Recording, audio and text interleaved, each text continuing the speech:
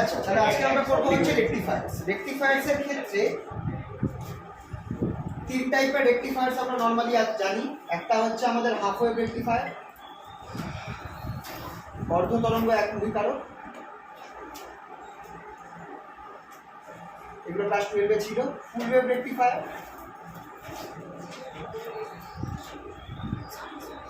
আর third হচ্ছে bridge rectifier.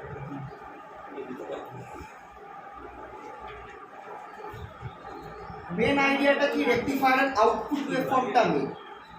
রেকটিফায়ারকে চেনা যাবে তার আউটপুট ওয়েভফর্ম দিয়ে, মানে আউটপুট ভোল্টেজটা কীরকম হবে, এই আউটটা কীরকম হবে মিথ্যা।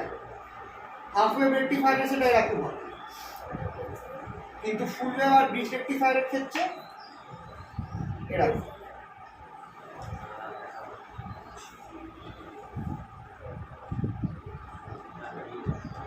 এটা হচ্ছে আমার output waveform, V out V zero with time. ঠিক আছে তো? হাফ ওয়েভ, কারণ এই যখন ইনপুটের নেগেটিভটা থাকবে তখন সেটাকে আউটপুটটা ক্যান্সেল করে দেবে। কিন্তু ফুল ওয়েভ আর ব্রিজ রেকটিফায়ারের ক্ষেত্রে কি হচ্ছে, যে ইনপুটের নেগেটিভটাকে আউটপুটটা কি করবে, আউটপুটটা পজিটিভ করে দেবে। এটাকে ফুল ওয়েভ আর ব্রিজ রেকটিফায়ার। তো মেনলি ফুল ওয়েভ আর ব্রিজ রেকটিফায়ার এরা একইভাবে কাজ করে, কিন্তু এদের মানে ডিফারেন্স আছে কিছু, এদের মানে কিভাবে তৈরি করা হয় সেটা, আর সেটাই একটা বড় মেজর ডিফারেন্স দিয়ে দিচ্ছে। যেমন ধরো ফুল ওয়েভ রেকটিফায়ারের জন্য আমাদের স্পেশাল টাইপের ট্রান্সফরমার লাগবে, যেটাকে বলা হয় সেন্ট্রাল ট্র্যাপ ট্রান্সফরমার। কিন্তু সেই জিনিসটা আমার যখন ব্রিজ রেকটিফায়ার করছি সেটাতে আমার লাগছে না, জাস্ট ডিজাইনটা। কিন্তু ফুল ওয়েভে দুটো ডায়োড লাগবে, আর এটাতে 4টে ডায়োড লাগবে, কিন্তু এটা অনেকটা কস্ট এফেক্টিভ আর সাইজে ছোট। তাই জন্য ব্রিজ রেকটিফায়ারটা এখন হচ্ছে সব থেকে বলতে গেলে বেশি ইউজড সার্কিট। ঠিক আছে তো? তোমাদের যদি তোমাদের ওই পুরোনো ইয়ে থাকে, ওই মোবাইলের যে চার্জারগুলো হয় না, সেইগুলো যদি কোনোদিন ভেঙে যায়, দেখবে ওর মধ্যে যে চিপ আছে ওর মধ্যে ওই টাইপের একটা ব্রিজ রেকটিফায়ার টাইপের কানেকশন তোমরা ভিতরে চিপের মধ্যে দেখতে পাবে। হ্যাঁ, আমার কাছে একটা ভাঙা ছিল, বুঝতে হবে যদি পাই আমি তোমাদের দেখাবো। আমি দেখেছিলাম ওই টাইপেরই একটা, মানে ব্রিজ রেকটিফায়ারের যেরকম হয় ট্রায়াঙ্গুলার, ওই ট্রায়াঙ্গুলার না, ওই ডায়মন্ড শেপ যেটা, ওই জিনিসটা আমি দেখেছিলাম। এবার ওটা ওই জিনিসটাই কিনা তার বুঝতে পারলাম না, কিন্তু সম্ভবত একটা তো রেকটিফিকেশন থাকছে, তো সম্ভবত ওটাই। ঠিক আছে? তো আমরা এবার পরপর রেকটিফায়ারগুলো করবো, কিন্তু এখানে আমাদের রেকটিফায়ার রিলেটেড প্রচুর ক্যালকুলেশন আছে, আর সেই ক্যালকুলেশন থেকে কিন্তু প্রশ্ন আসে। আগের বারই একটা বড় প্রশ্ন এসেছে। তো চলো, সবার আগে আমরা স্টার্ট করবো হচ্ছে হাফ ওয়েভ রেকটিফায়ার। আচ্ছা, ডিটেলসগুলো কিভাবে ওয়ার্কিংটা, সেটা ডেসক্রিপশানে অনেক সময় আসতে পারে, যে কিভাবে ওয়ার্ক কাজ করছে সেইটা আমি দেখবে পিডিএফ এর মধ্যে লেখা রয়েছে তোমাদের। আমি এখানটায় সেই জিনিসটা তোমাদেরকে বলে দিচ্ছি, কিন্তু জিনিসটা খুবই সহজ। তোমরা যদি বুঝে যাও তাহলে তোমরা একবার দেখে লিখতে পারো। সবার আগে রেকটিফায়ারে তোমার লাগছে কি, একটা ট্রান্সফরমার লাগছে। ট্রান্সফরমারে আমরা জানি যে একটা প্রাইমারি কয়েল থাকে আর একটা সেকেন্ডারি কয়েল থাকে, এরকমভাবে ট্রান্সফরমারকে আঁকতে হবে। এই জিনিসটা আমরা দেখেছি। এটা হচ্ছে সেকেন্ডারি। এবার এই পোর্শনটা হচ্ছে এ, এই পোর্শনটা নাম দিলাম বি। এবার প্রাইমারিতে আমাদের অ্যাকচুয়াল ইনপুট ভোল্টেজ যেটা আছে সেটা আমরা প্রাইমারিতে অ্যাপ্লাই করি, ইনপুট এসি ইনপুট ভোল্টেজ। ঠিক আছে তো? আর এখানটায় আমি কি করেছি, এখানটায় আমি একটা ডায়োড দিয়ে দিচ্ছি, আর এই ডায়োড আর এখানে আমার লোড রেজিস্ট্যান্স আছে আর এর অ্যাক্রসে আমরা আউটপুট ভোল্টেজ পাচ্ছি।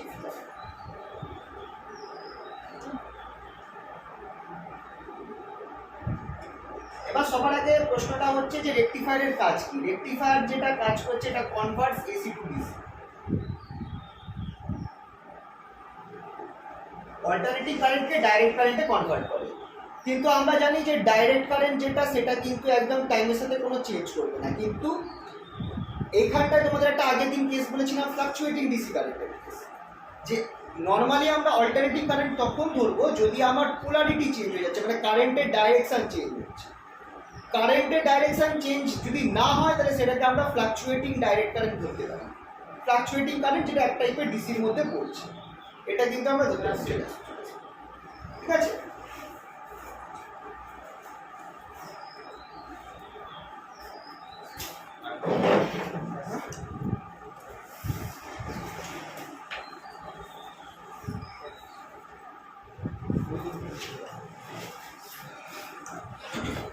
তো ফ্লাকচুয়েটিং ডিসি কারেন্ট হতে থাকে। তো এসি আমরা কখন ধরছি? যখন আমরা দেখছি যে কারেন্টের ডাইরেকশন চেঞ্জ হয়ে যাচ্ছে বা কারেন্টের যে সোর্স আছে তার পোলারিটি চেঞ্জ হয়ে যাচ্ছে, তখনই আমরা সেটাকে এসি কারেন্ট বলি। তো এখানটায় পোলারিটি চেঞ্জ হবে, মানে একবার এই সাইডটা প্লাস হবে, এই সাইডটা মাইনাস হবে, পরের মুহূর্তে আমার এই সাইডটা প্লাস হয়ে যাবে, এই সাইডটা মাইনাস হয়ে যাবে, মানে যে আমার ইনপুট কারেন্টটা আছে সেটা আমার এইভাবে আমার টাইম টু টাইম চেঞ্জ হবে। এটা হচ্ছে ভিবি, যেটা হচ্ছে আমার ইনপুট ভোল্টেজ উইথ টাইম, ঠিক আছে? এবার কি হচ্ছে, যখন আমার এই ফার্স্ট পজিটিভ সাইকেল, এইটা ফার্স্ট অংশটাকে আমি বলবো হচ্ছে পজিটিভ সাইকেল, যখন ইনপুটটা আমার পজিটিভ আছে ফার্স্ট হাফ সাইকেল, এই সময়টা আমার এই ওপরটা পজিটিভ করবে, নিচটা নেগেটিভ করবে, কিন্তু আমার ভ্যালুটা 0 থেকে বাড়বে, ম্যাক্সিমাম হবে, তারপর আবার কমে 0 হবে। মানে কারেন্টের ভ্যালু চেঞ্জ হচ্ছে কিন্তু কারেন্ট একই ডাইরেকশনে হচ্ছে, বা ভোল্টেজটা একই ডাইরেকশন থাকছে, ওপরটা প্লাস নিচটা মাইনাস। সেই অবস্থায় এ যেটা আছে সেটা প্লাস হবে আর বিটা মাইনাস হবে। অ্যাকচুয়ালি প্রাইমারি আর সেকেন্ডারি অনুযায়ী আমার কি হবে, আমার ইএমএফটা বা ভোল্টেজটা কম বেশি হতে পারে, ডিপেন্ডিং আপন ট্রান্সফরমারটা স্টেপ আপ বা step down. Step up transformer কি করে, প্রাইমারির ভোল্টেজকে বাড়িয়ে দেয়, স্টেপ ডাউন কি করে, প্রাইমারির ভোল্টেজকে কমিয়ে দেয়। তো আমরা যে অ্যাডাপ্টার, যেগুলো পুরনো যে মোবাইল অ্যাডাপ্টার ছিল, ওর মধ্যে আমরা কি করছি, 200 ভোল্টেজে লাগাচ্ছি, তার মানে আমরা এসি ইনপুট দিচ্ছি 220 ভোল্ট, সেটা এসি। সেটাকে এবার যখন আমরা মোবাইলে অ্যাড করছি, মোবাইলে তো ব্যাটারি আছে, ব্যাটারিটা কি, সেটা তো ডিসি কারেন্ট সাপ্লাই।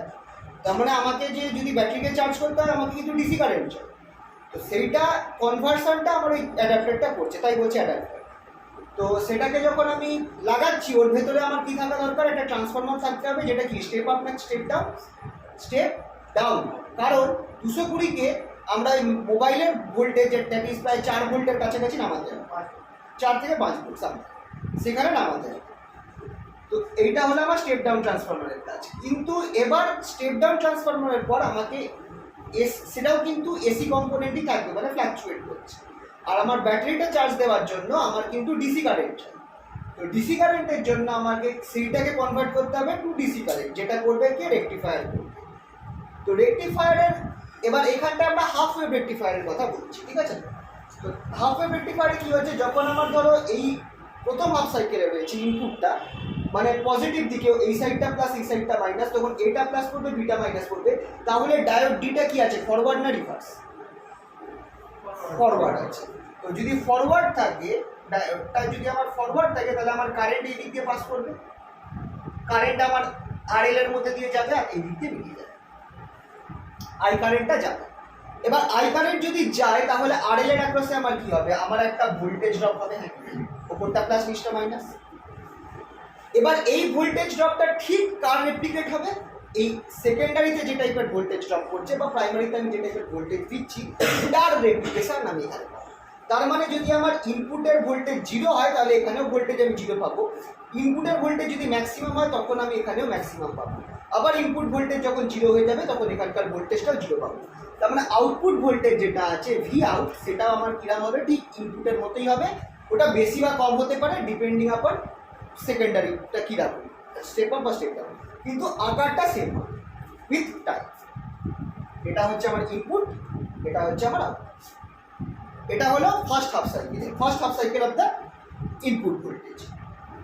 এরপর যেমনি আমি নেগেটিভ যাবো, সেকেন্ড হাফ সাইকেল, যেটা হচ্ছে আমার নেগেটিভ সাইকেলটা ইনপুট ভোল্টেজ, তখন কি হবে, পোলারিটিটা চেঞ্জ হয়ে যাবে। পোলারিটি চেঞ্জ হয়ে যাওয়া মানে কি, এখন ওপরটা নেগেটিভ করবে আর নিচটা পজিটিভ।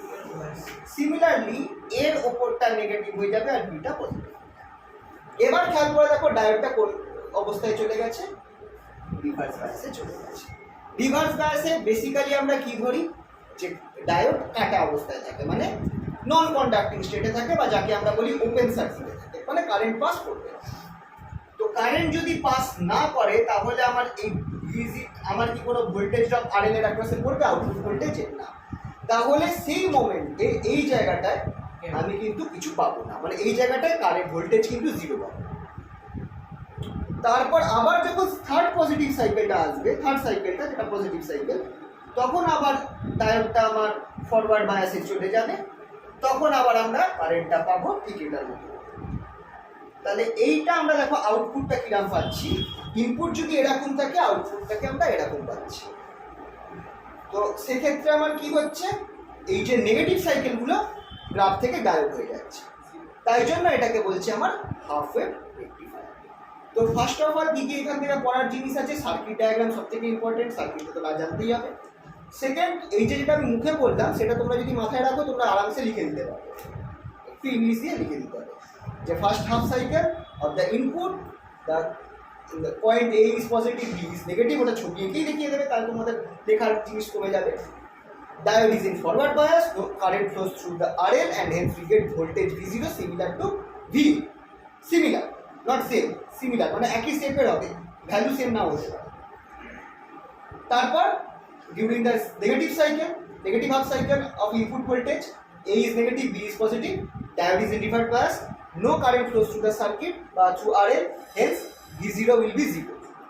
তারপরে for the third positive circle, half circle, A is again positive, B is negative, current flows, diode is in forward bias, current flows through RL, hence we again get a voltage similar to the input voltage, hence we get the corresponding output বলে এই ছবিটা লিখে দেবে। এইভাবে ছবির মাধ্যমে জিনিসটাকে লিখে বোঝাতে হবে যাতে বেশি গল্প না লিখতে হয়, ঠিক আছে? তো কায়দা এটা হচ্ছে লেখার কায়দা, যে ছবি আঁকবো, এ বি মেনশন করবো, কোনটা পজিটিভ হচ্ছে কোনটা নেগেটিভ হচ্ছে সেটা আমি লেখার দিকে দেখাবো, মানে ছবি দেখো আর তারপর পড়ো, পুরো জিনিসটা লেখা গেলে কিন্তু এক্সামিনার নাম্বার দিতে চায়। এটা তো ডিসি কি হলো? এবার এটাকে আমরা ডিসি কি হিসাবে, আমি এটা আগের দিন বলছিলাম যে যখন আমার যদি অল্টারনেট না মানে ডাইরেকশন চেঞ্জ না, সেটাকে আমরা ডিসি বলবো, এক প্রকার ডিসি, সেটাকে ফ্লাকচুয়েটিং বলবো, কিন্তু ওটা এক প্রকার ডিসি, কারণ আমার এখানটায় মেন আমরা এসি কখন বলছি, যদি আমার ডাইরেকশন চেঞ্জ বা পোলারিটি চেঞ্জ, যেমন এক্ষেত্রে পোলারিটি যদি চেঞ্জ হয়ে যায় সেটা কিন্তু আমার এসি।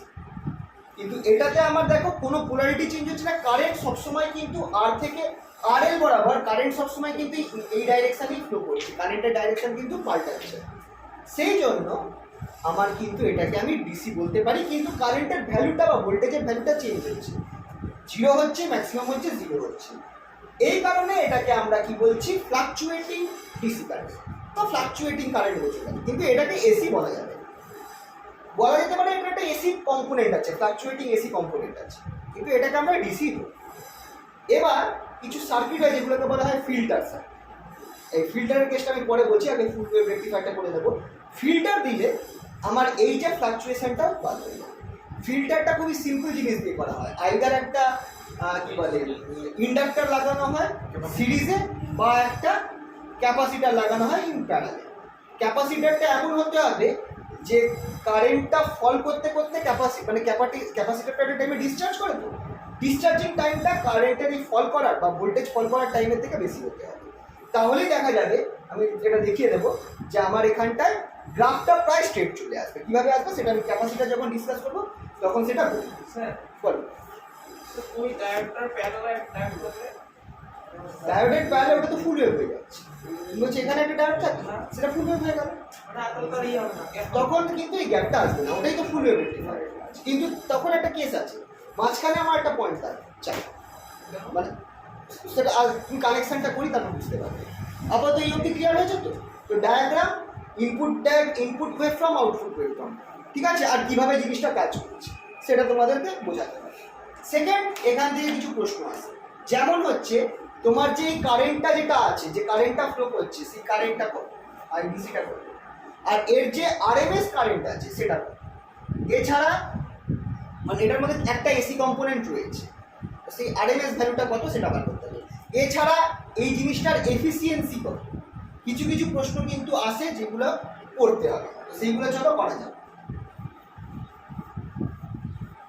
সবার আগে আমরা কি করব, আমরা হাফ ওয়েভ যা করছি সেগুলো সব হাফ ওয়েভ রেকটিফায়ারের জন্য, সেটা হচ্ছে আইডিসি ফর হাফ ওয়েভ।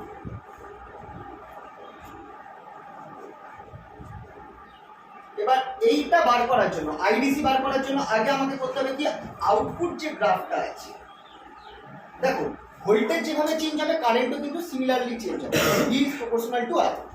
তাহলে আইডিসিটাকে যদি আমি ধরি সেটার গ্রাফটা কিন্তু এরকম ভাবে চেঞ্জ হচ্ছে উইথ। আচ্ছা এবার আমি এখানে একটা কাজ করছি, টাইম না নিয়ে আমি ওমেগা টি নিচ্ছি।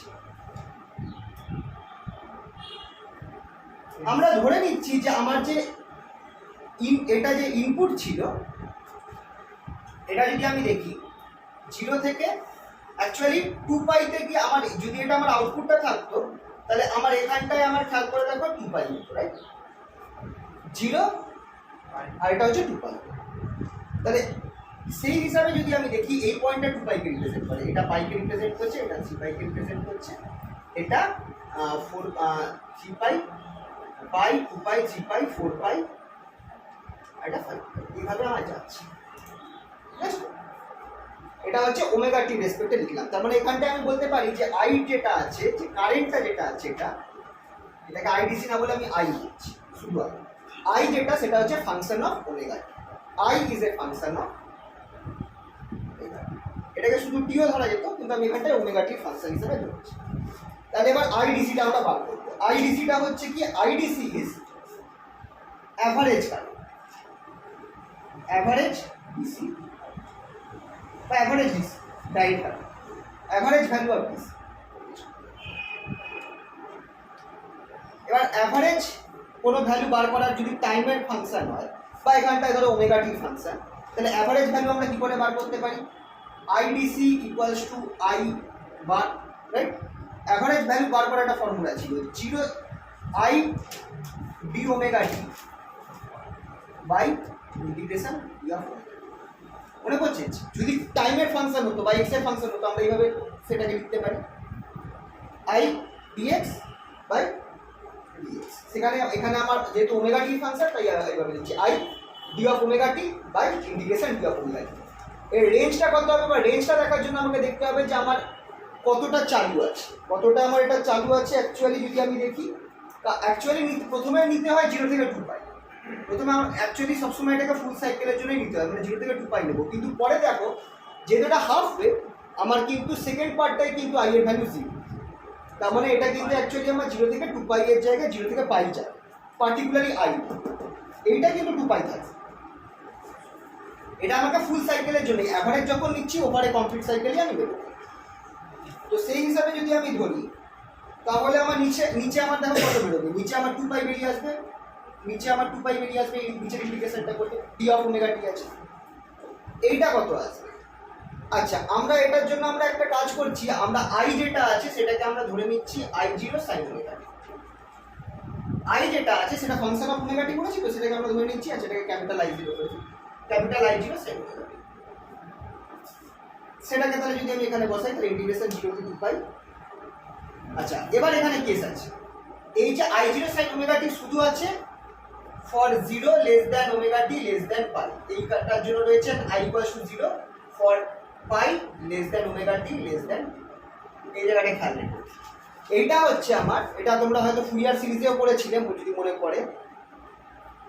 এই গ্রাফটার জন্য 0 থেকে পাই অবধি আই এর ভ্যালু হচ্ছে I0 sin ওমেগা টি, আর পাই থেকে 2 পাই অবধি আমার আই এর ভ্যালু হচ্ছে 0। তাহলে এটাকে আমি কি করতে পারি, দুটো পার্টে ভাগ করতে পারি। একটা হচ্ছে আমার ইন্টিগ্রেশনটা আমি নিলাম 0 থেকে পাই, সেখানটা আমি এখানে লিখলাম I0 sin omega t d of omega টি। আচ্ছা নিচে তো 2 পাই রয়েছে প্লাস ইন্টিগ্রেশন, এখানটা এটা 0 হয়ে যাবে, এটা পাই থেকে 2 পাই, এটা 0 ডি অফ ওমেগা টি, এটা আমার 0 হয়ে গেল, এটা বাদ। তাহলে শুধু এই টার্মটা থাকছে 0 থেকে পাই, I0টা কনস্ট্যান্ট টার্ম বাইরে চলে আসবে, তাহলে I0 বাই 2 পাই, তাহলে সাইন ওমেগা টি। এবার দেখো integration 0 to pi sine of omega t d omega, এটা আমার ডি অফ ওমেগা টি। সাইনের ইন্টিগ্রেশন করলে আমি কি পাবো, কস পাবো, কস। তাহলে এটা আমার হয়ে যাচ্ছে দ্যাট ইজ ইকুয়ালস টু, আচ্ছা এটা আমি উপরে করছি, একটু উপরে লিখছি,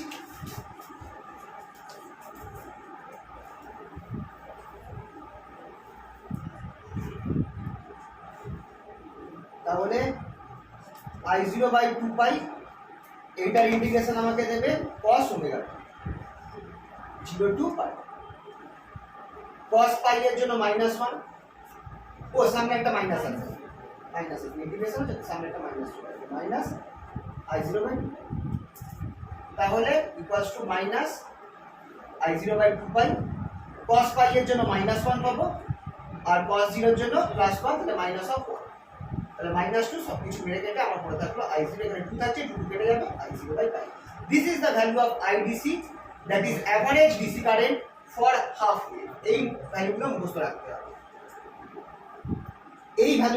রাখতে হবে কত বেরোলো IDC হাফ ওয়েভ রেকটিফায়ারের জন্য I0 বাই পাই I0 টা কি maximum value of current I0 টা হচ্ছে কারেন্টের পিক ভ্যালুটা আর IDC হচ্ছে average value of DC component of the current ঠিক আছে তো কি করে এসি তো এসি I0 টা AC মানে অবভিয়াসলি তুমি যদি হাফ ওয়েভও ধরো এই ভ্যালুটা হচ্ছে IC maximum value fluctuating DC fluctuation DC বলতে পারো আবার হ্যাঁ অ্যাকচুয়ালি এটা আমরা তো আউটপুটটাই নিচ্ছি তো ফ্লাকচুয়েটিং ডিসি ভ্যালুটাই এটা peak value of the output peak value of the output বা maximum value of the output চাই স্যার এরকম করা যায় না যে এসি কারেন্টের ক্ষেত্রে তো average value 2I0 by pi হয় তাহলে হাফ হচ্ছে বলে 2 ভাগ I0 বাই I0 বাই পাই হ্যাঁ সেটা ঠিক দেখাতে হবে নম্বর তো পেতে হবে হাফ দেবে ভাই যদি এমনি বলে নাম্বার থাকে আমরা যত তোমরা লেখা দেখাবে যত এক্সামিনার মনে করবে তোমরা তুই দক্ষিণেশ্বরে যাবি ওখানে 20 টাকারও প্লেট হয় ওখানে 200 টাকারও প্লেট হয় ঠিক আছে তো 200 টাকার প্লেট মানে তোকে 5 মিনিট দাঁড়িয়ে পুজো দেবে 20 টাকার প্লেট মানে 5 সেকেন্ডে পুজো হবে আমি বেশি জিনিস বলে দেবে বিরাট টাকি কেমিস্ট্রি কথা ভুলে গেছি কেমিস্ট্রি পরীক্ষা দিয়ে কেমিস্ট্রি আমার লেখা কেমিস্ট্রি ঠিক আছে তো আচ্ছা এটা মুসলাম তাহলে IDC এর ভ্যালুটা আমরা দেখি এবার আরেকটা ব্যাপার আছে সেটা হচ্ছে আমার একটা IRMS ভ্যালু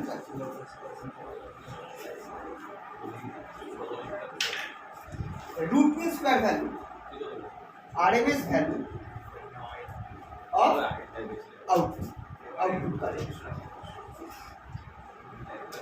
এবার দেখো আমরা তো জানি যে RMS ভ্যালুটা একমাত্র কার হয় আর মানে এসিরই হয় কিন্তু যেহেতু আমার এখানে একটা ফ্লাকচুয়েটিং ডিসি যেটা টাইমের সাথে চেঞ্জ হচ্ছে এরও একটা আমি RMS ভ্যালু বার করতে পারি যেহেতু এটা টাইমের সাথে চেঞ্জ হচ্ছে ঠিক আছে সেই হিসাবে এটার একটা আমি RMS বা রুট মিন স্কয়ার ভ্যালু বার করতে পারবো root mean square value same formula IRMS root mean square এটা স্কয়ার করে দাও সেটা ইকুয়ালস টু তোমার অ্যাকচুয়ালি I স্কয়ারের bar that is integration 0 to 2 pi এখানটায় হয়ে যাবে আমার I d of omega I square d of omega t sorry I square d of omega t by integration 0 to 2 pi d of omega t নিচের পার্টটা 2 পাই দিয়ে দিল 1 by 2 পাই পরের পার্টটা সেম যেভাবে আমরা করলাম আগেরটা একটা হবে 0 থেকে পাই হবে I0 square sin square omega t d of omega t plus integration pi থেকে 2 পাই এটা আমার 0 হয়ে যাচ্ছে d of omega সেকেন্ড পার্টটা 0 হয়ে যাবে এই পার্টটা থাকবে তাহলে I0 স্কয়ার বাই 2 পাই এবার আমার এখানটায় পড়ে থাকছে ইন্টিগ্রেশন 0 থেকে পাই sin square omega t d of omega t আচ্ছা এইটা আমাকে কি দেবে বলো তো sin স্কয়ার ওমেগা t এটা সেই পুরাতন জিনিস 1 বাই হাফ মিনিট করে করছে মানে আলটিমেটলি এটা পুরো ক্যালকুলেশন করলে কি হবে 1 মাইনাস cos t মানে নেই কিন্তু পাই এইটার বাই যেটা ম্যাক্সিমাম লিমিট বাই মাথায় রাখো কি বললে ভুল হয়ে যাবে ম্যাক্সিমাম লিমিটটা বাই হাফ ইনটু 2 করে 2 sin না ওখানে হচ্ছে তোর omega t minus cos minus omega t minus sin আচ্ছা পরে নিচে চলো না এখানটা আমি হাফ রাখছি 1 minus 2 এটা হয়ে যাচ্ছে আমার 1 plus cos 2 omega t d of তাহলে ওটা হচ্ছে প্লাস মাইনাস 1 মাইনাস মাইনাস হবে সরি 1 মাইনাস ইন্টিগ্রেশন এবার এই পার্টটা যাই হোক না কেন এটা আমরা জানি এটার ইন্টিগ্রেশনের পর 0 আর 5 দুটোর জন্যই 0 দেবে cos তো cos এর ইন্টিগ্রেশন করে sin হয় sin পাইতেও 0 sin 0 তেও 0 ইন্টিগ্রেশন সাইনটা ইন্টিগ্রেশনটা আমি করে দিয়েছি ও ওই তাহলে ওখানে ওমেগা টি মাইনাস cos 0 থেকে sin বাই 2 মানে sin 2 by omega T by এবার sin তো আমার পাইতেও 0 এটাতেও 0 তাহলে আর শুধু 1 পড়ে থাকছে যেটা ডি অফ ওমেগা টি, মানে শুধু প্রথমটাই পড়বে। তাহলে খেয়াল রাখবে এই জিনিসটা আমাকে সবসময় ম্যাক্সিমাম যে লিমিটটা আছে সেটা বাই টু দেয়। টি বাই টু করলে হবে না, কিন্তু টি বাই টু কখন হতো যদি আমার এখানটায় ডিটি থাকতো তখন টি বাই টু, আর এটা আমার ইন্টিগ্রেশন 0 থেকে টি হয়ে যেত। কিন্তু এখানটায় আমার যেহেতু আমার ডি অফ ওমেগা টি আছে, আর খেয়াল রাখতে হবে বা এখানে sine square theta D theta যদি থাকে তাহলেও ম্যাক্সিমাম লিমিট বাই টু, এটা হচ্ছে মনে রাখার একটা পদ্ধতি। তাহলে আমার আলটিমেটলি এটা আমাকে দেবে হচ্ছে পাই বাই। তাহলে IRMS square equals to I0 square by 2 pi into pi by 2, কেটে কুটে I0 square by I0 square by 4, pi pi কেটে গেল I0 স্কোয়ার বাই 4। তাহলে হ্যাঁ ওমেগা টি তো পড়ে গেছে, ওমেগা টি কেন থাকবে? কারণ এখানে তো আমি ডি অফ ওমেগা টি করছি, ওমেগা টিটাকে তোমরা থিটা ধরে, ওমেগা টিটা থিটা হয়ে যাচ্ছে না। হ্যাঁ, আমি এটাকে তো নিয়েইছি ফাংশন অফ ওমেগা টি, ওটাকে টি ধরেও করা যেতে পারে। তখন ওমেগাটা আসবে, তখন ইন্টিগ্রেশন লিমিটটাও তোমার 0 থেকে পাই থাকবে না, তখন ক্যাপিটাল টি 0 থেকে টাইম থাকবে। একদম টোটাল ফেসটা ধরে আমরা হিসাব করছি। তাহলে IRMSটা কত হয়ে যাচ্ছে? IRMSটা আমি আলটিমেটলি পাচ্ছি I0 বাই, দিস ইজ খুব ইম্পর্টেন্ট, এটা হচ্ছে হাফ ওয়েভ রেকটিফায়ারের IRMS। এই দুটো ভ্যালু তোমাদেরকে মুখস্থ রাখতে হবে। ওটাই পাই ছিল, এটাই টু আছে। আর বলে তো ইয়ের ক্ষেত্রে কি হয়, এটা তো পারবে আশা করি, ফুল ওয়েভ রেকটিফায়ারে I0 বাই √2 হবে, এখানে কিন্তু I0 বাই 2 এ। ফুল ওয়েভের ক্ষেত্রে যেটা নর্মাল এসির ক্ষেত্রে হয় I0 বাই √2 হবে। ঠিক আছে, তো এই ভ্যালুগুলো তোমাদের একটুখানি মাথায় রাখতে হবে। এবার এইগুলো ইউজ করে এবার এর পরের যে পার্টসগুলো আছে সেগুলো আমাকে বার করতে হবে। যেমন তোমাকে বার করতে দেবে যে DC power supply to the load কত।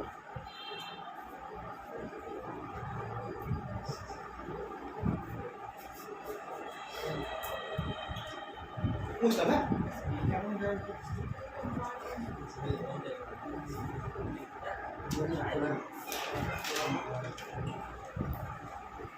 DC power supply to the load.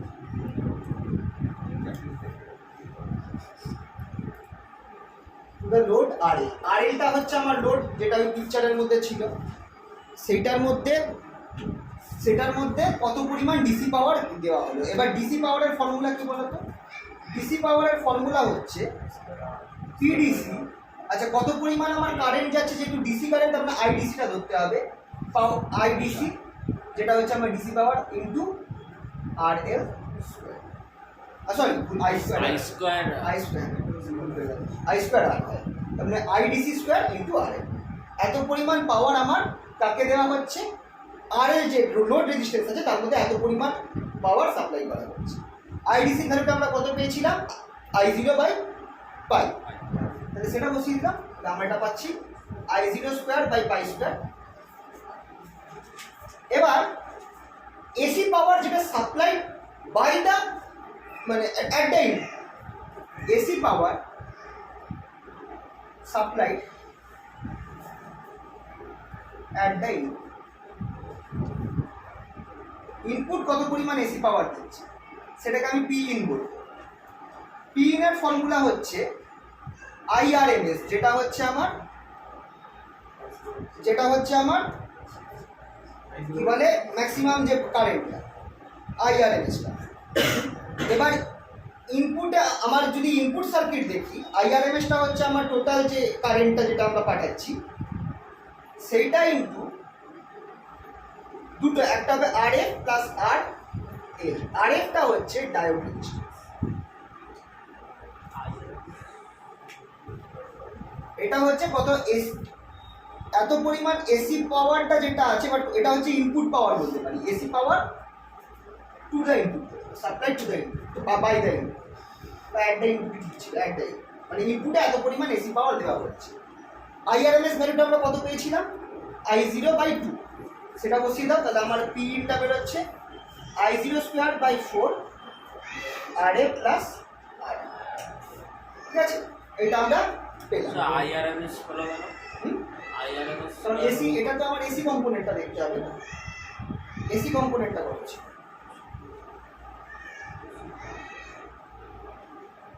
ওটা স্টার্টিং এরিয়া।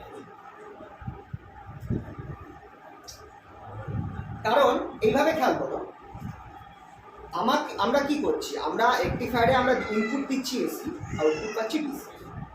এবার এখানেও কিন্তু আমরা আলটিমেটলি যেহেতু আমার নিচের পার্টটা বাদ চলে যাচ্ছে, তাহলে আমার ওর আরএমএস ভ্যালুটা ধরলে কিন্তু ওই আরএমএস ভ্যালুটা ধরলে কিন্তু চলবে না, আমাকে কিন্তু আউটপুটেরই আরএমএস ভ্যালুটা নিতে হবে। কারণ আউটপুটে কত পরিমাণ এসি ঢুকছে, আউটপুটে মানে ইন্টার ডিভাইস রেকটিফায়ারের মধ্যে আউটপুটে কত পরিমাণ এসি ইনপুট ঢুকছে, এসি পাওয়ার ঢুকছে, সেটা হচ্ছে IRMS square into total resistance of the circuit. আউটপুটে ইনপুট না, আউটপুটে মানে আউটপুট এভাবে বলাটা ঠিক হবে না, মানে এটা অ্যাকচুয়ালি ইনপুট পাওয়ার, এসি ইনপুট পাওয়ার, এটাকে আমরা বলছি দেখ টেস্টটা এই জন্য ইনপুট বলা হচ্ছে, কারণ এটা আমরা এসি, আমরা কি বলেছি রেকটিফায়ার কি করে এসি নাই ডিসি দেয়, তাহলে যেটা আমরা আউটপুট পাচ্ছি সেটা ডিসি পাওয়ার কথা, তাই জন্য ডিসি পাওয়ার, আর যেটা আমরা ইনপুটে দিচ্ছি সেটা এসি হওয়ার কথা, তাই জন্য এসি পাওয়ার সাপ্লাই করতে হবে। এবার আরএমএস ভ্যালু যেটা নেবো ওটা সেটা হ্যাঁ, ওটা ডিসি আরএমএসটাই নিতে হবে, কারণ আমার আলটিমেটলি আমার যে ইনপুটটা নিচ্ছি যদি আমি টোটাল ইনপুটটা নিই সেটা ভুল হয়ে যাবে, মানে টোটাল ইনপুটটা তো আমার মানে লোড রেজিস্ট্যান্সে এসি যে কম্পোনেন্টটা ঢুকছে লোড রেজিস্ট্যান্সে আরএম, সেটা তো আমার এই আরএমএসটা যেটা I0/2টা ঢুকছে, সেখানে তো I0/2টা ঢুকছে না, ডায়োডটা তো আমার একটা অংশ খেয়ে নিচ্ছে, হাফ করে দিচ্ছে। তো আমার অ্যাকচুয়ালি সার্কিটটার মধ্যে যে ইনপুট পাওয়ারটা ঢুকছে সেটা তো ছেটে নিয়ে ঢুকছে, তাহলে আমার এই বাকি যেটা রয়েছে সেইটাকে ইনপুট হিসাবে গণ্য করতে হবে। কারণ খেয়াল করে দেখো এটা কোন দুটো রেজিস্ট্যান্সের মধ্যে দিয়ে যাচ্ছে, ডায়োডের রেজিস্ট্যান্সের মধ্যে দিয়ে আর আরএল এর রেজিস্ট্যান্সের মধ্যে দিয়ে, কিন্তু এটাকে আমরা এসি ধরছি কারণ এটা আমরা ধরছি যে এটা ইনপুট, মানে যে পরিমাণ আমরা ইনপুটটা দিচ্ছি ওটা তো ছাঁটাই হয়ে যাচ্ছে ডায়োডটার জন্য, তাই জন্য আমাদেরকে কিন্তু হাফ ওয়েভ রেকটিফায়ারেরই আরএমএসটা নিতে হবে, দ্যাট ইজ I0/2, √2টা নিলে চলবে না। এইভাবে একটু এই জিনিসটা মাথায় রাখতে হবে। এখানটায় আমরা এটাকে ইনপুট এই জন্য বলছি কারণ এটা এসি বলি, যেটা আমরা অ্যাকচুয়ালি আমরা দিচ্ছি আর, কিন্তু এটাকেও আমাকে সেইভাবেই নিতে হবে। তাহলে এইটা পেলাম যে পরিমাণ, বা এটাকে আরও ভালোভাবে ভাবতে পারো যে এসি পাওয়ার যেটা ইনপুট করা হচ্ছে আরএল, আর ডিসি পাওয়ার যেটা আমরা আউটপুট পাচ্ছি সেটাও আরএল এ পাচ্ছি। এবার যেহেতু এটা ইনপুট হচ্ছে, এটা কিন্তু শুধু আরএল এর মধ্যে দিয়ে যাচ্ছে না, এটা ডায়োডের মধ্যে হয়ে যাচ্ছে, তাই আরএফ রেজিস্ট্যান্সটাও ঢুকছে, ডায়োড রেজিস্ট্যান্স। তাহলে এবার আমার প্রশ্ন আসে এফিসিয়েন্সি অফ দ্য রেকটিফায়ার কত? Efficiency is always power output by power input. Efficiency of the rectifier হচ্ছে power output by power input.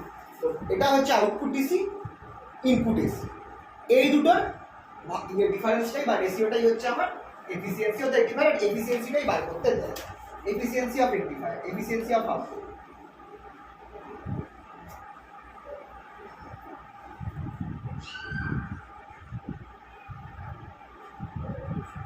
সেটা এটা equals to PDC/P into 100%।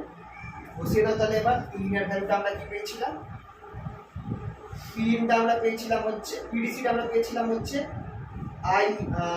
IDC square RL, আর এটা আমরা পেয়েছিলাম IRMS square RL plus RL into 100%। এবার এখান থেকে তোমরা বসিয়ে দাও আইডিসিটা কত ছিল, আইডিসিটা ছিল আমার I0/পাই, দ্যাট ইজ এখানে আমাকে ভ্যালুটা বসিয়ে দেবে I0² স্কোয়ার, এখানে RL বাই IRMSটা কত ছিল I0²/2 RL plus RL into 100%। Both side থেকে I0²টা কেটে যাবে, তাহলে আমি আলটিমেটলি পাবো হচ্ছে, আলটিমেটলি আমি কি পাচ্ছি 2/π²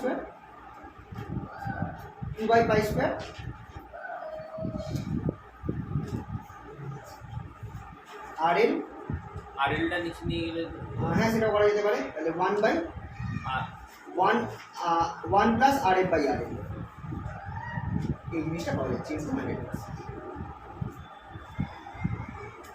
ঠিক আছে, এটা আমরা ধরতে পারি। আচ্ছা এখানে হ্যাঁ 4 হবে, আমার এখানে 2 পড়েছে, এটা স্কোয়ার আছে, এটা 4 হয়ে যাবে, সরি এটা 4 হবে, কিন্তু কি হবে না, এটা 4 হবে কারণ স্কোয়ার ছিল, IRMSটা ছিল I0/2, তাহলে IRMS স্কোয়ার হচ্ছে I0²/4।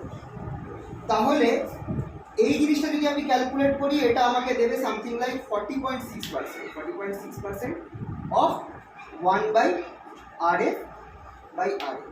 এবার যদি আমার এখানটায় RL very very greater than RF হয়, তাহলে এই পার্টটাকে আমি নেগলেক্ট করতে পারি, তাহলে আমার এফিসিয়েন্সিটা অলমোস্ট 40.6%। এটাই তোমাদের চাই যে so that for half wave rectifier efficiency is 40.6%। এটা প্রশ্ন আছে। আর ফুল ওয়েভ রেক্টিফায়ারটা বার করতে দেয় 81 পয়েন্ট সামথিং। এটা মোস্ট প্রবলি আগের বার এসেছিল একটা প্রশ্ন, efficiency of full wave rectifier আর হাফ ওয়েভ রেক্টিফায়ার, নাকি রিপিল ফ্যাক্টর দিয়েছে, আইদার রিপিল ফ্যাক্টর দেয় বা এফিসিয়েন্সি দেয়, বার করতে দেয়। ঠিক আছে তো? তো যাই করো না কেন খুব ভালো হয় যদি তোমরা শর্টে তোমরা আইডিসি আর আইএসিটা বার করে দেখিয়ে দাও ফর্মুলা মুখস্থ করলেও অসুবিধা নেই, কিন্তু যদি আইডিসি আর আইএসির মানটা যে বার করে দেখিয়ে দাও একবার ইন্টিগ্রেশন করে, সেটা কিন্তু ভালো হয়। এবার টাইম বুঝে দেবো, কারণ নর্মালি তাহলে ফুল মার্কসটা পাওয়ার চান্স, ফুল তো দেয় না কিন্তু ম্যাক্সিমাম মার্কস পাওয়ার চান্স থাকবে। ফুল কিসে দেবে? ফুল মানে তোমাকে দেখো নর্মালি খুব ভালো টিচার যদি ভালো মানে পড়ে যায় যে খাতা দেখবেন খুব দিনদরিয়া স্যার তাহলে বা ম্যাডাম, উনি দিয়ে দিতে পারে ফুল মার্কস। এই যেমন অনলাইনে নিজেদের কলেজের ছাত্ররা পড়ছে বলে সবাই একদম মন খুলে নম্বর দিয়েছে, চলো 5 আছে 5ই দিয়ে, একটু বাইরের কলেজ যখনই হবে তখনই একটু নার্সিংকে নম্বর দেবে, না 5 দেওয়া যাবে না, 4 বা 3.5, তখন একটু সমস্যা হয়ে যাবে। আচ্ছা এরপর আসছি, আচ্ছা রিপিল ফ্যাক্টরটা খুবই ইম্পর্টেন্ট একটা টপিক। রিপিল ফ্যাক্টরটা হচ্ছে যে আমার আউটপুটের মধ্যে কত পরিমাণ এসি কম্পোনেন্ট ঢুকে বসে আছে। আউটপুটটা তো আমার ডিসি হওয়া উচিত, তার মধ্যে কত পরিমাণ এসি কম্পোনেন্ট বা ফ্লাকচুয়েটিং কম্পোনেন্ট, তাই দেখো নামটা হচ্ছে রিপিল। রিপিল মানে হচ্ছে এই মানে কি বলবো, ওই মানে জলের মধ্যে যেটা ইয়ে পড়ে আর কি, যে কিছু খেলো ওটাকে রিপলস বলে, রিপলসিভ বলে। হ্যাঁ হ্যাঁ ওই জিনিস, মানে একটা ডিস্টারবেন্স, ওইগুলোকে আমরা বলছি রিপলস। তো এখানটায় একটা যে আউটপুট একটি যে রেক্টিফায়ার আছে তার মধ্যে আমার কিছু পরিমাণ রিপলস রয়েছে। ওই রিপলসগুলোর কত পরিমাণ ঢুকে বসে আছে পার্সেন্টেজ মানে সেইটাই আমার পার্সেন্টেজ বলা ভুল হবে, কত পরিমাণ ঢুকে বসে আছে, মানে কোনটা বেশি আমার মানে আউটপুটে ডিসি কম্পোনেন্ট বেশি আছে নাকি এসি কম্পোনেন্ট বেশি আছে, এই মেজারটাই হচ্ছে আমার রিপিল ফ্যাক্টর। যার রিপিল ফ্যাক্টর যত কম থাকবে তার সেটা তত ভালো, কারণ রেক্টিফায়ার তো আমাকে তার মধ্যে ডিসিটা বেশি আছে এসি, মানে এইভাবে বুঝবে যে আমার যে রেক্টিফায়ার আছে তার মধ্যে কারেন্টের এসি কম্পোনেন্টও আছে আবার কারেন্টের ডিসি কম্পোনেন্টও আছে। এসি কম্পোনেন্ট থাকার জন্যই কিন্তু ফ্লাকচুয়েশনটা আসছে।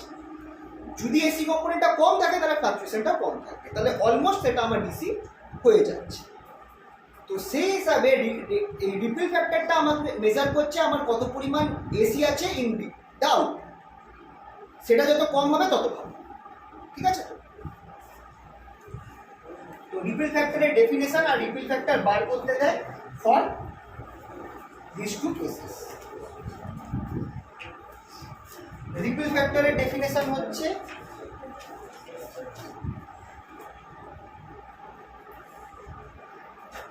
রিপিল ফ্যাক্টরের ডেফিনেশন তোমরা এটার ফর্মুলা কি বুঝতে রাখতে পারো, গামা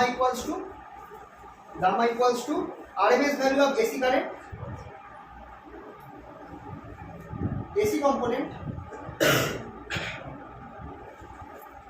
অফ লোড কারেন্ট বা ভোল্টেজ। কারেন্টটা হতে পারে, ভোল্টেজ হতে পারে, তার মধ্যে AC component RMS value of AC component কত আছে by DC value of load current of voltage.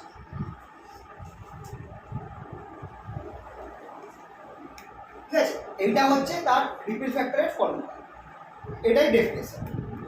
It is the ratio of RMS value of AC component by to that of DC component of load current of voltage. তার আগে একটুখানি obviously স্টার্টিংটা বলতে হবে, ডেফিনেশনটা ভালোভাবে আমার পিডিএফটায় রয়েছে, লিখে রাখবে কীভাবে যে আমার যে রেক্টিফায়ার তার আউটপুটে কিছু পরিমাণ ডিসি কম্পোনেন্টের সাথে কারেন্টের মধ্যে কিছু পরিমাণ এসি কম্পোনেন্টও রয়েছে, তাদের রেশিওটাই আমাকে রিপিল ফ্যাক্টরটা বোঝাচ্ছে। ঠিক আছে, তাহলে আমরা যে কারেন্ট আছে টোটাল কারেন্ট আই, সেটাকে আমরা এইভাবে আইডিসি ধরতে পারি প্লাস আইএসি ধরতে পারি। এটা হচ্ছে দুটো কম্পোনেন্ট, ডিসি কম্পোনেন্ট আর এসি কম্পোনেন্ট। ঠিক আছে, লোড কারেন্ট লোডের মধ্যে দিয়ে এসি কম্পোনেন্ট কোথায়? ওই যে ফ্লাকচুয়েশন এইটা যে আছে এটাই তো, তাহলে ডিসি এইটা হ্যাঁ দেখো এবার এইটাকে আমি কম্পোনেন্ট বলছি, তো মানে তোমরা এটাকে এইভাবে ভাবতে পারো। আচ্ছা কি হবে বলো, ধরো চল এটা তো এসি কারেন্ট 0 এটা এসি কারেন্ট, যদি আমি আর এখানে সে আমার 1 আছে এই পয়েন্টে, যদি আমি এখানে তোমার 1 অ্যাম্পিয়ার কারেন্ট ঢুকিয়ে দিই তাহলে এই জিনিসটা এটার কী হবে, এই কারেন্টের সাথে ধরো এটা আমার 0.5 ম্যাক্সিমাম 0.5 অবধি যাচ্ছে আর এখানে নিচে -0.5, তো এটা আমার এসি কারেন্ট যেহেতু 0 নিচে রয়েছে। এইটার সাথে তুমি যদি 1 অ্যাম্পিয়ার কারেন্ট জোর জবরদস্তি মার্চ করাও তাহলে গ্রাফটা কিরকম হয়ে যাবে, তখন গ্রাফটা হয়ে যাবে 0-তে না হয়ে 1-এ দিয়ে তোমার যেহেতু এটা 0-র উপরে চলে গেছে, এটাকে হয়তো আমি এখানে আর আমার কিন্তু কারেন্টের ডাইরেকশন চেঞ্জ হচ্ছে এইভাবে ভেবে দেয়। অ্যাকচুয়াল কারেন্ট যেটা ছিল সেটা এসি ছিল, কারণ এটা ডাইরেকশন চেঞ্জ হচ্ছিল, 0-র উপরে যাচ্ছে একবার, 0 নিচে যাচ্ছে একবার, ঠিক আছে। আর আমি করলাম কি, তার মধ্যে আমি ঠিক 1 অ্যাম্পিয়ার কারেন্ট জোর জবরদস্তি, আর এই যে এসি কারেন্টটা তার ম্যাক্সিমাম ভ্যালু ছিল 0.5, আমি তার মধ্যে জোর জবরদস্তি একটা 1 অ্যাম্পিয়ার কারেন্টকে সুপারপোজ করলাম। তার ফলে কি হবে, যদি আমার এই এসির সাথে একটা ডিসি সুপারপোজিশন হয়, আমার এই কারেন্টটা উঠে যাবে। কোথায় উঠবে, 0-র জায়গায় আমার 1-এ চলে যাবে। এবার 1-এর ঘায়ে ভাইব্রেট করবে, তার মানে এটার ম্যাক্সিমাম ভ্যালু তখন হবে 1.5 আর মিনিমাম ভ্যালু হবে 0। তখন এটা যেটা আমার 0.5 আর -0.5 এর মধ্যে ভাইব্রেট করছিল সেটা কিন্তু আমার এখন 1.5 থেকে 0.5 এর মধ্যে ভাইব্রেট করবে, কিন্তু তার ভাইব্রেশনটা সেম থাকবে। এবার এটাকে সেই অর্থে আমি এসি বলতে পারি না। কেন এসি বলতে পারি না, কারণ এই কারেন্টটা আমার ডাইরেকশন চেঞ্জ হচ্ছে না, 0-র উপরে আছে, ভ্যালুটা বাড়ছে করছে কিন্তু ডাইরেকশন চেঞ্জ হচ্ছে না, তাহলে এটাকে আমি ডিসি বলতে পারি। কিন্তু খেয়াল করো এই ডিসিটা আমার কিভাবে তৈরি হয়েছে, একটা ডিসি কারেন্টের সাথে একটা এসি কারেন্ট মিলে তৈরি হয়েছে। তাহলে আমি কি বলতে পারবো যে এই ডিসি কারেন্টের মধ্যে একটা এসি কম্পোনেন্ট আছে?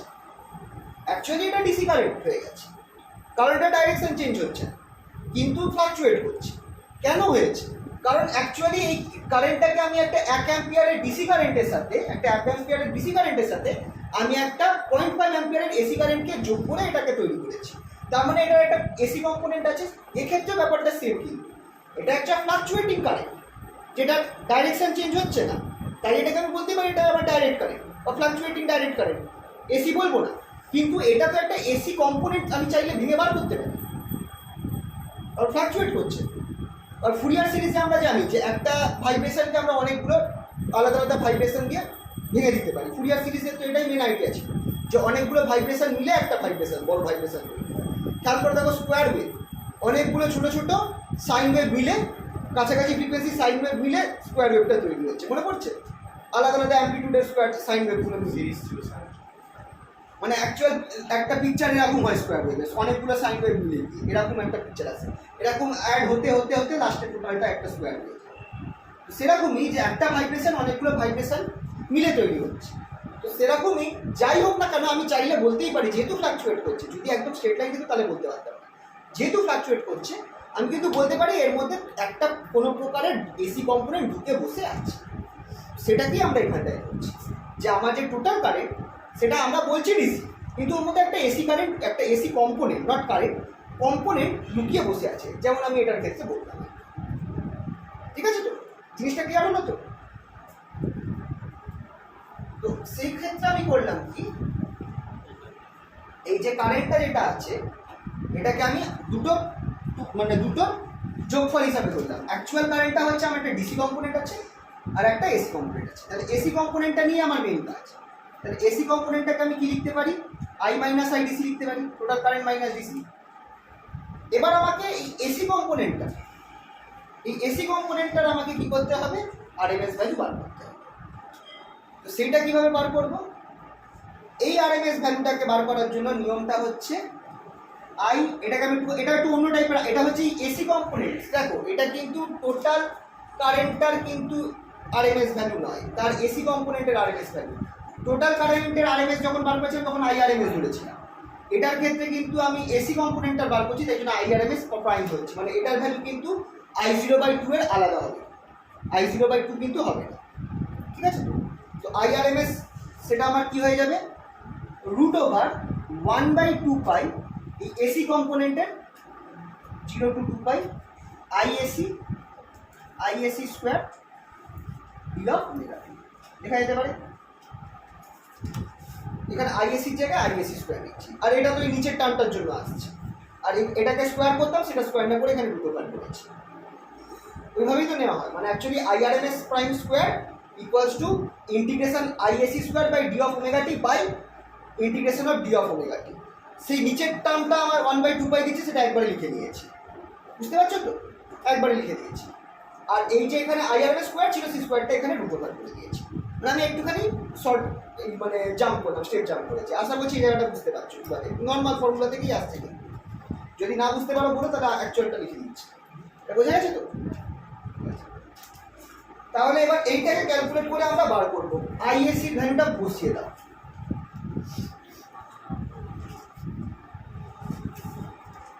That is IRMS square, IRS prime square equal to root over 1/2 pi. এটাকে ভেঙে দাও, ভাঙলে কি পাবো? আচ্ছা, ইন্টিগ্রেশনটা আগে 0 to 2 পাই। ইন্টিগ্রেশনটা ভাঙলে আমি এটা হয়ে যাবে আইএসি হয়ে যাচ্ছে আই মাইনাস, তাহলে I square minus plus IDC square minus 2i IDC of d of omega. এবার যদি আমরা একটুখানি খেয়াল করি, এটা দেখো আমার তিনটে, আমি যদি এক কাজ করি আইআরএম আছে, আইআরএম স্কোয়ার করে দিচ্ছি, তাহলে আমি দুটো বারটা বাদ দিই। এখানে আইআরএম স্কোয়ার করে দিচ্ছি, তাহলে দুটো বার আইআরএম স্কোয়ার করে দিচ্ছি। তাহলে আইআরএমএস প্রাইম স্কোয়ার সেটা ইকুয়ালস টু, এবার দেখো আমি কি কি পাচ্ছি, এটা যদি আমি ভেঙে নিই, একটা আমি পাবো 1/2 pi 0 to 2 pi I square d of omega. আইটা হচ্ছে total current, total output current. এইটা আমাকে অবভিয়াসলি কি দেবে ভেবে বলো? I0/2 দেবে হাফ ওয়েভ রেকটিফায়ারের জন্য। এটা হচ্ছে আমার আইআরএমএসটা, I square 1/2 pi I square, এটা আইআরএমএস এর ভ্যালুটা, plus 1/2 pi integration 0 to 2 pi IDC square. এবার আইডিসি স্কোয়ার একটা কনস্ট্যান্ট টার্ম, এটা কিন্তু আমার কোনো রকম ভাবে আইডিসি যেটা, সেটা কিন্তু আমার ওমেগা টির উপর নির্ভর করছে না, এটা কিন্তু বাইরে চলে আসে, ঠিক আছে? লাস্ট টার্ম যেটা পড়ে থাকছে সেটাকে যদি আমি লিখি, তাহলে আমি পাচ্ছি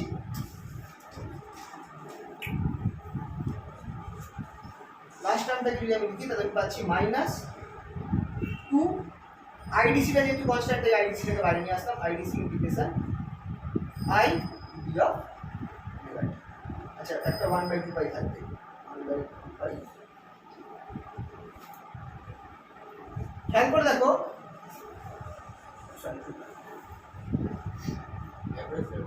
এটা আমার অ্যাভারেজ ভ্যালু, এইটা ইনটু এটা আমার অ্যাভারেজ ভ্যালু দেবে, দ্যাট ইজ আইডিসি। হ্যাঁ, আইডিসি দেবে। তাহলে এইটা বসালে আমি আইআরএমএস প্রাইম স্কোয়ার কি পাচ্ছি? প্রথম পার্টটা যেটা আছে সেটা আমাকে দিচ্ছে হচ্ছে আইআরএমএস, সেকেন্ড পার্টটা আমাকে কি দিচ্ছে? সেকেন্ড পার্টটা আমাকে দিচ্ছে প্লাস, এখানটা আমার আই ডিসি স্কোয়ার বাইরে চলে আসবে, নিচে 2 পাই আছে, এই ইন্টিগ্রেশনটা আমাকে 2 পাই দেবে, মানে 2 পাই কেটে যাবে, মাইনাস 2 আইডিসি পড়ে থাকছে। তারপরে যে ইন্টিগ্রেশনটা আছে সেটা আমাকে আরেকটা আইডিসি দিচ্ছে, মানে আরেকটা আইডিসি দেবে। তার মানে তাহলে সব কিছু মেরে কেটে আমার পড়ে থাকছে IRMS prime square equals to IRMS square, এখানটায় plus IDC square minus 2 IDC square.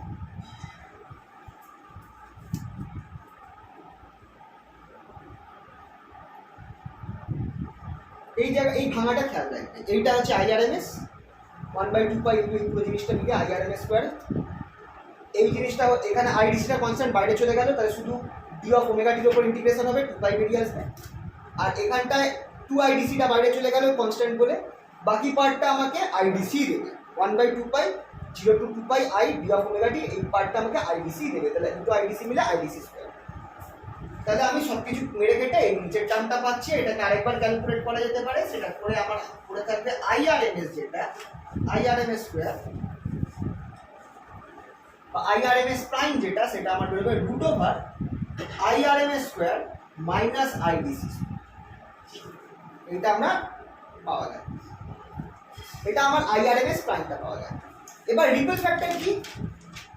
Repel factor হচ্ছে আমার output AC component by DC component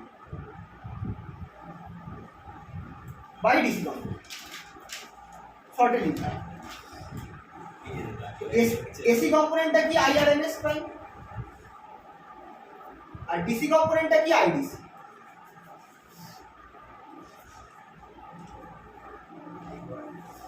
repeal ফ্যাক্টরে এসি কম্পোনেন্টটা হচ্ছে এই জিনিসটা আইআরএমএস প্রাইম, ডিসি কম্পোনেন্ট হচ্ছে আইডিসি।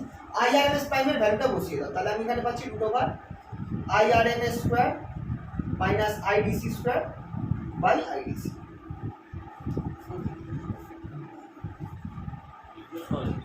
এবার যদি আমি আইডিসিটাকে ভেতরে ঢুকিয়ে দিই তাহলে কি হয়ে যাবে? Root over now IRMS square by IDC square minus. এবার তোমাদেরকে বলেছিলাম আইআরএমএস আর আইডিসি এই দুটোর ভ্যালু সবসময় বুঝতে রাখবে। আইআরএমএস কত?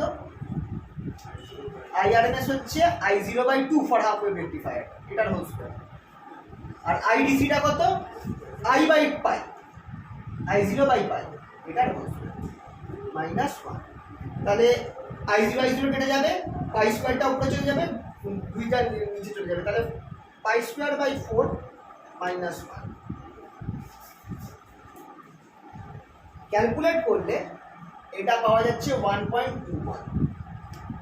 তো এইটা দেখাতে বলে যে রিপেল ফ্যাক্টর তার ক্ষেত্রে হাফ ওয়েভ রেক্টিফায়ারের ক্ষেত্রে এই যে ভ্যালুটা আছে সেটা দেখাও। মোস্ট প্রবাবলি এটাই এসেছিল, একটু আগের বারের কোশ্চেনটা দেখো, আগের বার বা তার আগের বার একবার কিন্তু দিয়েছি। অনলাইনে হ্যাঁ অনলাইন এক্সাম দুটোই বার করতে দিয়েছিল।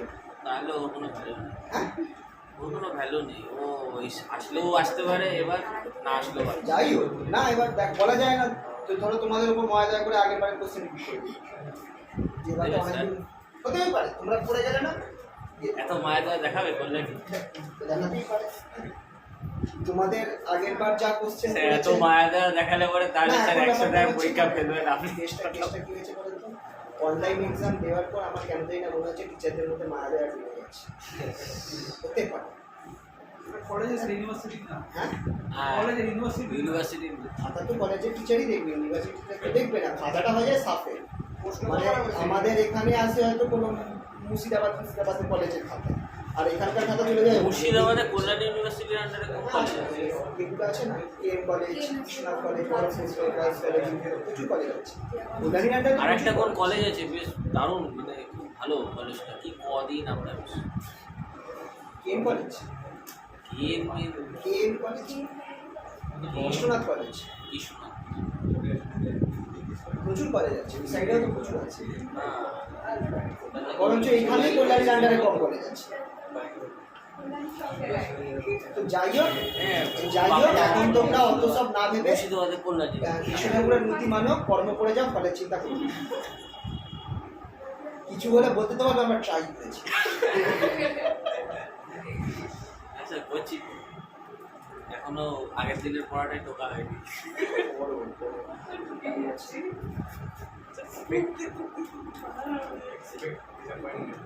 এরপর একদিন ইয়ে করবো কিন্তু টেস্ট নেবো কোয়ান্টামের উপর। হ্যাঁ স্যার, আগের বারই তো প্রিপারেশন ছিল, আপনাদের দিলেন না। চলো তোমাদের মোটামুটি চলো 17 তারিখ নেবো। না না, 17 তারিখ খাওয়া দাওয়া আছে, হবে না, অসম্ভব। স্যার অফলাইনে নিয়েছেন?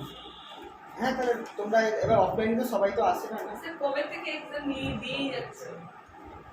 ওদের কলেজ আছে। না স্যার আপনার কাছে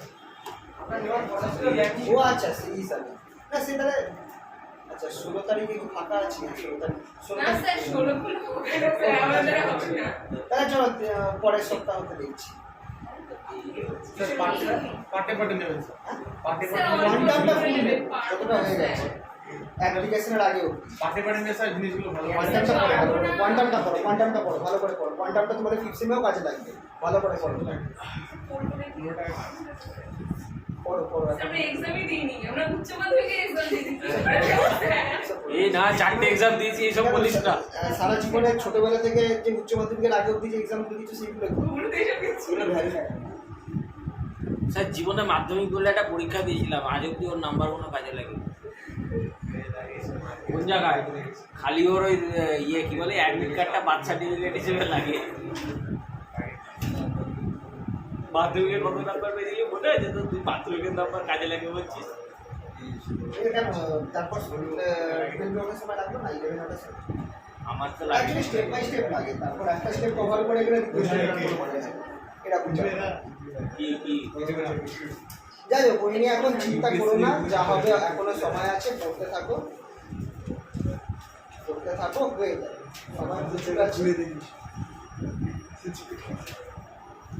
আচ্ছা আরেকটা জিনিস আছে, সেটা হচ্ছে ট্রান্সফরমার ইউটিলিটি ফ্যাক্টর। কত ফ্যাক্টর এই 130 খানা হয়ে যাবে? না না তিনটে মাত্র, মেনলি তিনটে, আরো বেশি আছে যেগুলো ওই পিক ইনভার্স ভোল্টেজ এ ওই ও আরো অনেক কিছু আছে। মেনলি হচ্ছে রিপিল ফ্যাক্টরটা খুব ইম্পর্টেন্ট, ট্রান্সফরমার এই যে TFU transformer utilisation factor, utilisation. Half ওয়েভের পর রিপেল ফ্যাক্টর, ট্রান্সফরমার ফ্যাক্টর এইসব আসলো, আবার ভুলে যাচ্ছে। হ্যাঁ এবার এটাই তো সুবিধা না তোমাদেরকে, তোমরা কম্পেয়ার করে করতে পারবে, এটা হচ্ছে ডিসি, এটা ফর্মুলা হচ্ছে TFU equals to DC power supply to load by AC input power, input power supply to secondary.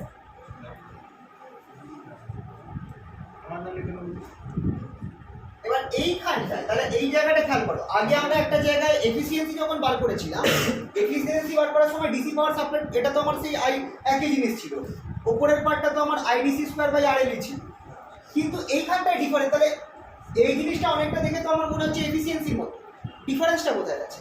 নিচের পার্টটা দেখবে, AC input power supply to secondary, মানে সেকেন্ডারি কয়েলকে, এটা কিন্তু ট্রান্সফরমারটার ব্যাপার, এটা কিন্তু আমার ডিভাইসটার ব্যাপার নয়। ট্রান্সফরমারের সেকেন্ডারিতে কত পরিমাণ পাওয়ার আমরা দিচ্ছি, ট্রান্সফরমারের সেকেন্ডারিতে কত পরিমাণ আমরা পাওয়ার দিচ্ছি, তার মানে এক্ষেত্রে যে কারেন্টটা ঢুকবে সেটা কিন্তু আইআরএমএস কারেন্ট, সেটা কিন্তু আইআরএমএস কার, এসি আইআরএমএস কারেন্ট। তার মানে এখানটায় আমার ফর্মুলা হয়ে যাবে আইআরএমএস এসি কম্পোনেন্টটা আইআর না, ওটা efficiency। কম্পোনেন্টটা ছিল ইয়েতে এইটা দাঁড়া আমি ভুল বলছি, এটা হবে ভিআরএমএস বাই আইআরএমএস, এটা একটু সংক্ষেপে অন্যরকম আছে। আচ্ছা এটা তো এসি কারেন্টের এসি কারেন্টেরই, কিন্তু তাও যখন আইআরএমএসটা বার করবো তখন কিন্তু এটা এসি আইআরএমএসটা ট্রান্সফরমারের জন্য, ট্রান্সফরমার না মানে আমার হাফ ওয়েভ রেক্টিফায়ারের জন্য তোমরা একটু মাথায় রাখবে যে এইটা আইআরএমএসটা সবসময় I0/2 হবে, I0/2 করো, কিন্তু ভিআরএমএসটা V0/2। এই কি রকম কেস হয়ে গেল? মানে আইআরএমএসটা আমি একটা এসি হচ্ছে আর একটা ডিসি হচ্ছে। না ডিসি তো তার ব্যাপারটা হচ্ছে এখানটায় সম্ভবত যেহেতু সার্কিটটা মানে এবার এটাকে মনে রাখতে হবে, আর কি বলবো ব্যাপারটা হচ্ছে সম্ভবত এটাকে এই কারণেই ধরা হচ্ছে কারণ কারেন্টের ফ্লোটা তো আটকে যাচ্ছে না একটা পয়েন্ট অফ টাইম, ভোল্টেজটা তো আমার ধরো প্রাইমারি সেকেন্ডারিতে ফিক্স করেছি, এইভাবে তোমরা ভাবতে পারো।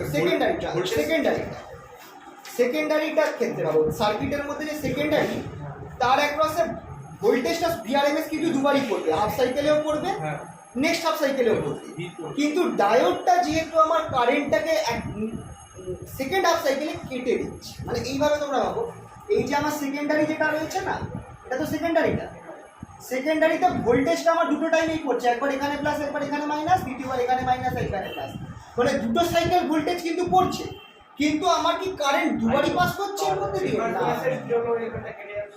যেহেতু ডায়োডটা মানে কমপ্লিট সার্কিটটার মধ্যে ডায়োডটা রয়েছে, ডায়োড যখন আমার কারেন্ট কেটে দেবে সেকেন্ডারির মধ্যে দিয়ে কিন্তু কারেন্টটাও অফ হয়ে যাবে, বুঝতে পারলে তো?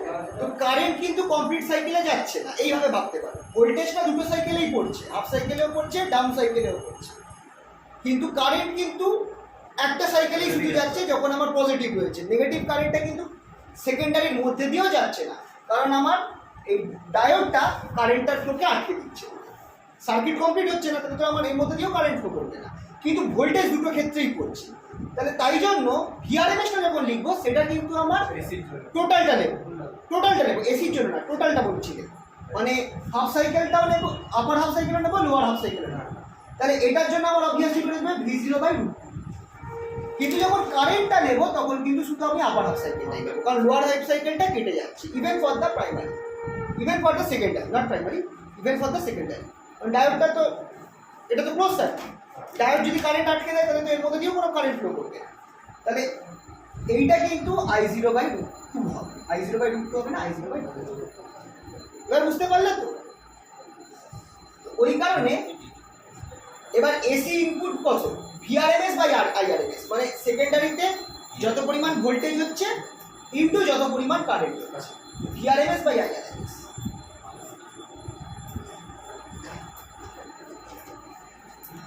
বসিয়ে দাও, বসিয়ে দিলে এবার VRMSটা আমি পাবো হচ্ছে, আচ্ছা এটা তো আমি IDC স্কোয়ার বাই RL, VRMSটা আমি পাবো V0/√2, IRMSটা পাচ্ছি আমি I0/2।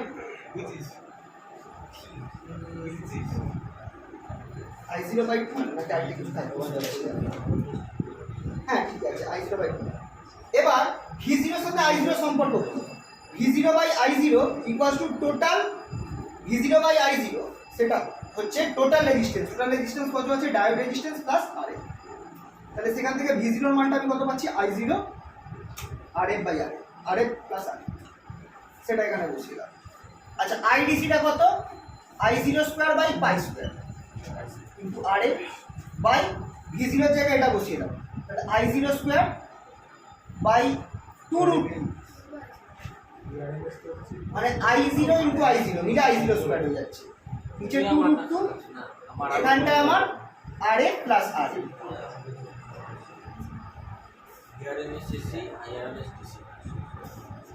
ঠিক আছে, I0 কেটে যাচ্ছে, 2√2টা উপরে তুলে দাও, তাহলে 2√2 by pi square, 2√2 by pi square, আর সেই একই জিনিসটা থাকছে into 1 by RL by RF by RL plus 1, RF by RL plus. ঠিক আছে, এই জিনিসটা পাওয়া যাবে। এটা হচ্ছে ট্রান্সফরমার ইউটিলিটি ফ্যাক্টর। ক্যালকুলেট করলে 2√2 বাই পাই স্কোয়ার, এটা আমার বেরোবে সামথিং 0.287। এই ভ্যালুগুলো মুখস্থ রাখতে হবে, 0.287।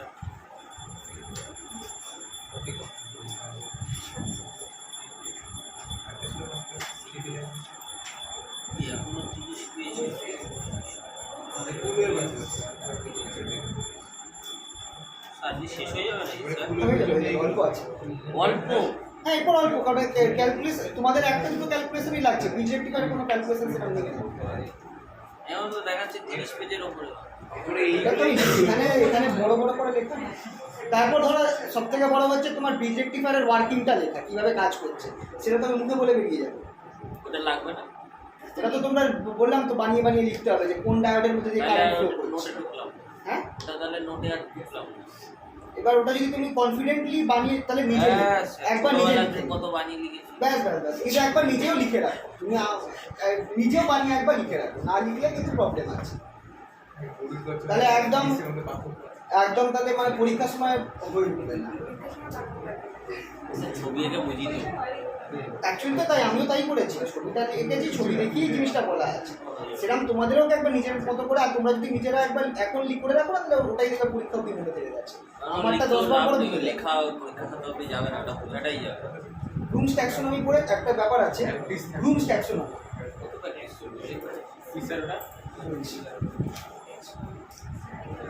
এইসব জিনিস বিএডে পড়ায়, কিন্তু এগুলো কেউ কাজে লাগাতে পারে না।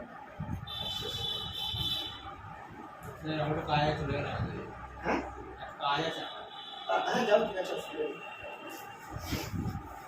তুমি তোমার নাম কি বলো?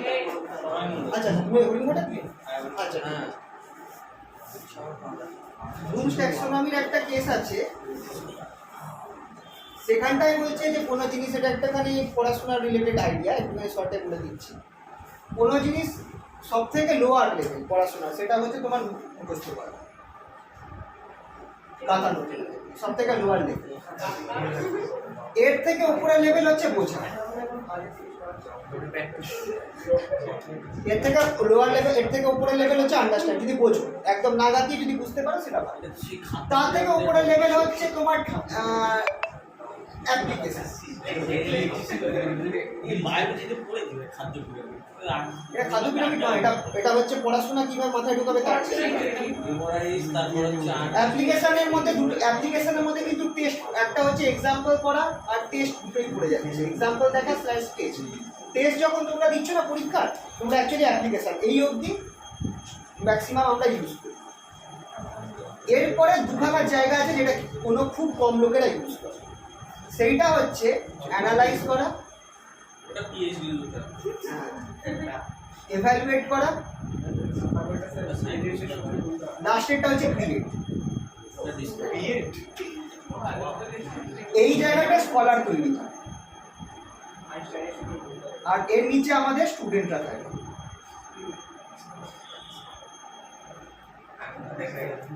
তো তোমরা যদি চাও যে কোনো একটা সাবজেক্টের প্রতি সেই লেভেলের মানে জ্ঞান ডেভেলপ করবে, এগুলো ইন্টারনেটে থেকে পেয়ে যাবে, এগুলো ইন্টারনেটে অ্যাভেলেবেল আছে। সেক্ষেত্রে চেষ্টা করবে এই জায়গাতে যাও, এইগুলো কি হবে। দুদিন আগে দেখলাম একজন সুইসাইড করেছে। শোনো, এক্ষেত্রে আমি বলবো, আমি ওটা যেটা হয়েছে সেটা খুবই দুঃখজনক হবে না, বাট ওটা সত্যি ওদের খুব চাপ পড়ে। ওটার মেম্বার বলছে ভালো গাইড তুমি যদি না পাও না, তোমার লাইফ হেল্প হয়ে যাবে। ও বেচারা গাইডটা ভালো। কিছু কিছু গাইড এমন থাকে যারা একদম মানে ভালো কাজ করে, কিন্তু কিছু লোক থাকে মানে এরকম আমাদের এখানে রিসার্চের আমি লোকজন ভর্তি হয়ে যাচ্ছে। মানে ওরা তোমার ধরো আমি তোমার গাইড হয়ে গেছি, তো আমি তোমাকে প্রেসারাইজ করবো যে তুমি তাড়াতাড়ি করো। তোমার যেমনি একটা রিসার্চ পেপার বেরোবে ভালো কিছু, ওটাতে আমার নাম যোগ হয়ে যাচ্ছে। আমার ধরো 4 জন আছে, 4 জন যদি 4টে ভালো রিসার্চ পেপার সে আমার আন্ডারে কাজ করছে, মানে আমার কিন্তু বাড়ছে। মানে আমি কোনো কাজ করছি না, আমার স্টুডেন্টের কাজগুলো আমার, আমি তাদের হেল্পও করছি না, কিন্তু তোমাদের ঘাড়ে ভেঙে আমি আরও প্রমোশন পাচ্ছি, আমি এই করছি, সেখানে তোমাদের ভবিষ্যৎ অনিশ্চিত। তো এরকম কিছু লোকের জন্য এখন এই পরিস্থিতি। এবার এছাড়া সত্যি কথা বলতে গেলে ভালো গাইডও আছে যারা একদম মানে স্টুডেন্টের সাথে সাথে থাকে, কোনো প্রবলেম হলে হেল্প করে। মানে ওরা কিন্তু এখন বেশিরভাগই 3-4 লোক হয়ে যাচ্ছে। তো ওর ক্ষেত্রেও বেচারা এই সেম ঘটনা ঘটেছে, খারাপ। মানে এবার ওটা তোমাদেরকে মানে এবার আর গাইড তোমরা সেটা একটুখানি তোমাদের খোঁজ খবর নিয়ে ঢুকতে পারবে যদি পিএইচডি করতে চাও। আর যদি তোমরা এই লেভেলে চলে যাও, তোমরা এমন কোনো কাজ করে ফেলবে যে তোমাদের এমনি গাইড লাস্টে হ্যান্ড ওভার করে দেবে যে না আমার দ্বারা তুমি অনেক ভালো কিছু করে ফেলেছো। বাট কেসটা হচ্ছে এটাই, পিএইচডির মতো জায়গায় যেতে গেলে আমাদের এই জায়গাতে থাকতে হবে। পিএইচডি না হোক কোনো বিষয়তে যদি তোমাকে হাই লেভেলের স্কলার লেভেলের কাজ করতে হয়, তোমাকে এই জায়গাতে থাকতে হবে। এই জায়গাটা হচ্ছে স্টুডেন্টদের জায়গা। মানে আমরা যে অবধি করি, মুখস্থ করি, বই পড়ে বোঝার চেষ্টা করি, আর পরীক্ষা দিই, টেস্ট দিই, এখানে গিয়ে আমরা শেষ হয়ে যাই। আমরা অ্যানালাইজও করি না জিনিসটাকে। অ্যানালাইজ করা মানে কি, যে চ্যাপ্টারটা করছি, চ্যাপ্টার টপিক 1, টপিক 2, টপিক 3, এদের মধ্যে কী মিল আছে, কীভাবে এটা রিলেটেড, এটা হচ্ছে অ্যানালাইজ করা। তো আমরা চ্যাপ্টারের আমরা তোমরা খেয়াল করো আমরা পড়ছি কীভাবে। এই যে আমরা হাফ ওয়েভ রেক্টিফায়ার করলাম, হাফ ওয়েভ রেক্টিফায়ার আমাদের কাছে একটা আলাদা টপিক। যেমনি ফুল ওয়েভ রেক্টিফায়ারে যাবো সেটা আমাদের কাছে একটা আলাদা টপিক। যেমনি ব্রিজ রেক্টিফায়ারে যাবো সেটা আমাদের কাছে একটা আলাদা টপিক। আমরা করছি কি 3টে আলাদা আলাদা টপিক কাটাচ্ছি। সেটা না করে যদি আমাদের 3টে টপিকের মধ্যে কী সিমিলারিটিস আর কী ডিফারেন্স আছে এইভাবে যদি আমরা পড়ি, অ্যানালাইজ করি, আমার কিন্তু 3টে জিনিস একবারে মুখস্থ থাকবে, মেমোরিতে কম জায়গা অ্যালোট। আর আমি একটা থেকে অন্যটা আমি মনে থাকবো যে এটাতে এটা হয়, এটাতে এটা হয়, জিনিসটা আরও ভালো হবে। তোমরা রিলেট করে যখন পড়বে কোনো জিনিস, সেটা তোমাদের মাথার মধ্যে খুব অটোমেটিক স্ট্রংভাবে ঢুকে যাবে। তোমাদেরকে তখন দেখবে যে জোর করে কাটাতে হচ্ছে না, যখন তুমি রিলেট করে পড়ছো। ওভারঅল সব কিছু পড়ার পর তোমরা যখন ধরো ডায়োডসের যত ধরনের অ্যাপ্লিকেশান আছে, রেক্টিফায়ারের অ্যাপ্লিকেশান বা গেট বানাবার সময় অ্যাপ্লিকেশান, যখন তোমরা সব ধরনের পড়ে নেবে না, যখন তোমরা অ্যানালাইজ করবে যে কীভাবে কানেক্টেড একটা টপিক অন্য টপিকের সাথে কানেক্টেড, তারপর তোমাকে যদি কেউ আননোন কোনো একটা অঙ্ক দিয়ে দেয় যেটা আগে কখনো করোনি, তোমার ওই আইডিয়াসগুলো, কানেক্টেড আইডিয়াসগুলো মাথার মধ্যে চলে আসবে, সেখান থেকে তুমি বানিয়ে নিতে পারবে অ্যান্সার। সেটা হচ্ছে অ্যাকচুয়াল কনসেপ্ট ক্লিয়ারের জায়গা। ওটার জন্য আমাকে অ্যানালাইজ করে পড়তে হবে যে টপিক 1, টপিক 2, টপিক 3 যেটা চ্যাপ্টারে আমরা সব আলাদা আলাদা হিসাবে পড়ছি, সেটা কীভাবে একে অপরের সাথে রিলেটেড, আর ওভারঅল এই টপিকগুলো পুরো বিগ পিকচারে মানে পুরো চ্যাপ্টার বা পুরো সাবজেক্টটা কীভাবে আমাকে বোঝাচ্ছে। এভালুয়েট হচ্ছে আরও হায়ার লেভেল, যেখানটায় তোমরা এবার ভাবছো যে এর প্রোজ আর কন কী হতে পারে। ধরো তুমি একরকম ভাবলে যে ডায়োডটা ঠিক আছে এইভাবে কাজ করছে, কোন কোন ক্ষেত্রে তাহলে কেসে কাজ করতেও পারে যেটা আমরা হয়তো বইতে লেখা নেই। তুমি একটা আলাদা রকম সার্কিট তৈরি করছো যেটা হয়তো বইতে তোমার কাছে নেই, তুমি নিজে ভেবে তোমার যে কনসেপ্ট তৈরি হয়েছে সেটা ইউজ করে তুমি একটা আলাদা কিছু আনছো। এটা হচ্ছে এভ্যালুয়েট করা, সেটা কাজ করবে কি করবে না। ধরো তোমরা অ্যান্ড গেট করেছো ডায়োড দিয়ে, তোমরা ভাবছো এবার অ্যান্ড গেটটাকে আমরা ট্রানজিস্টার দিয়ে করতে পারবো, সেটা তোমরা পড়োনি কোথাও, কিন্তু তোমরা ভাবছো, তুমি চেষ্টা করছো যে অ্যান্ড গেট যেভাবে কাজ করে, অ্যান্ড গেটের ডায়োডটা যেভাবে কাজ করে অ্যান্ড গেটের মতো কাজ করছে, কীভাবে আমি ট্রানজিস্টারকে কানেক্ট করবো যাতে ট্রানজিস্টারটাও আমার অ্যান্ড গেটের মতোই কাজ করে। এইভাবে ভেবে জিনিসটা যে সেটা কাজ করবে কি করবে না সেটা হচ্ছে এভ্যালুয়েট করা। আর ক্রিয়েট, যখন তোমরা এই দুটো স্টেপে চলে যাবে তখন এবার তোমরা ক্রিয়েটের জায়গায় চলে এসেছো। এই যেখানে হচ্ছে তোমার যেটা বললাম নিজের ভাষায় লেখা, নিজের আইডিয়াস নিয়ে আসা। মনে করো তুমি একটা থিসিস দিচ্ছ, একটা বই দিচ্ছ, তুমি যা পড়েছো যে একটা পুরো চ্যাপ্টারে তুমি যা শিখেছো একদম নিজের ভাষায় লেখো যে আমি বাংলা ভাষায় আমি এই জিনিসটা শিখেছি। ক্রিয়েট করাটা হচ্ছে সব থেকে টপ লেভেল পড়াশোনার দিকে, যেটা কারণ তুমি যেটা বানাচ্ছো সেটা কখনোই ভুলবে না। আমি তোমাকে যা দিই সেটা তুমি 10 বার পরে একটা না একটা দিন ভুলে যাবে, আমার নোটস ভুলে যাবে, অন্য কারোর নোটস ভুলে যাবে। নিজে একদম নোটস বানাও। এবার কিরাম নোটস পড়ার পর তুমি কি বুঝেছো সেটা ভেবে সেই নোটসটা তুমি বানাচ্ছ, সেইটা হচ্ছে অ্যাকচুয়াল। সেটা তুমি দেখবে তুমি 1 বছর পরে তোমার মনে থাকছে, কারণ সেটা তো তুমি নিজে ভেবে বানিয়েছো, ওটা তোমার ব্রেনের উৎপত্তি। মুখস্থ করার জিনিস কখনো থাকবে না, কিন্তু নিজে কোনো জিনিস যদি বানাও পুরোপুরি নিজে ভেবে, এই নয় যে আমি একটা বই থেকে এখান থেকে এই লাইন লিখলাম, এখান থেকে এই লাইন লিখলাম, সেটা নয়। কিন্তু পুরো জিনিসটা পড়ে বাংলা ভাষায় তুমি কি বুঝেছো একদম মানে নিজস্ব ভাষায়, তারপর সেটাকে তুমি একদম নিজের মতো করে দিচ্ছো, সম্পূর্ণ ওয়ার্ডস তোমার মাথা থেকে আসছে। সেই জিনিসটা তোমরা কখনো ভুলবে না। যখন তোমরা এই লেভেলের করতে পারবে কাজ, তোমরা তখন সেই লেভেলে তোমাদের মানে ইয়ে এসে গেছে, মানে তখন তোমরা এবার ওই পার্টিকুলার সাবজেক্টে তোমরা একদম মানে এবার স্কলার লেভেলে চলে গেছো। কিন্তু দুঃখের বিষয় যে আমাদের যা সিলেবাস রয়েছে সেভাবে তোমরা এই প্রসেসগুলো দিয়ে পড়া করতে পারবে। তো মিনিমাম আমরা তো এইখানে কি আটকে যাই, অ্যাপ্লিকেশানে কি আটকে যাই, তোমরা মিনিমাম অ্যানালাইজে যাও। এইটুকুনি আমরা সকলে করতে পারি, মিনিমাম করতে পারি। এক স্টেপে কী করতে হবে বলতো, কিছুই না। টপিক 1 আর টপিক 2 আর টপিক 3 কীভাবে কানেক্ট, তোমরা এই যে হাফ ওয়েভ রেকটিফায়ার পড়লাম, হাফ ওয়েভ রেকটিফায়ারের সাথে ফুল ওয়েভ রেকটিফায়ার কীভাবে কানেক্ট, একটু সিমিলারিটিস আর ডিফারেন্সগুলো মিলিয়ে দিয়ে যখনই কোনো জিনিস পড়বে কম্পেয়ার করে পড়ো। তুমি খেয়াল করে দেখো, আমরা ছোটোবেলায় মানে আলফা বিটা গামা রেস তো পড়েছিলে মনে হয় ক্লাস 12-এ, এই কম্প্যারিজনটা তোমাদের এখনও মনে থাকে যদি কম্পেয়ার করে পড়ে থাকে। কিন্তু তুমি যদি আলাদা করে 3টে প্রপার্টিস পড়ো না, তোমাদের মনে হবে বেশি লোড নিচ্ছে। কিন্তু একটা কম্প্যারিজন চার্ট করে নাও, কারণ তুমি তো কম্পেয়ার করে পড়ছো যে এর স্পিডের থেকে বেশি এর স্পিড পাবে, কী বলবো, পাওয়ারের থেকে মানে পেনিট্রেটিং পাওয়ার এটা সব থেকে বেশি, এটা এর থেকে কম, এটা এর থেকে কম, এর আয়নাইজিং পাওয়ার বেশি, এর থেকে কম, এর থেকে কম। এইভাবে যখন কম্পেয়ার করে পড়ছো সেটা তোমার ব্রেনের লোড কম নিচ্ছে, জিনিসটা বোঝা যাচ্ছে। তো এই অ্যানালাইজটা মিনিমাম করার চেষ্টা করো। এইগুলো সব বিএডে পড়ায়, কিন্তু লোকেরা অ্যাপ্লাই করতে পারে না, তার কারণ হচ্ছে টাইম আর সিলেবাসের সমস্যা।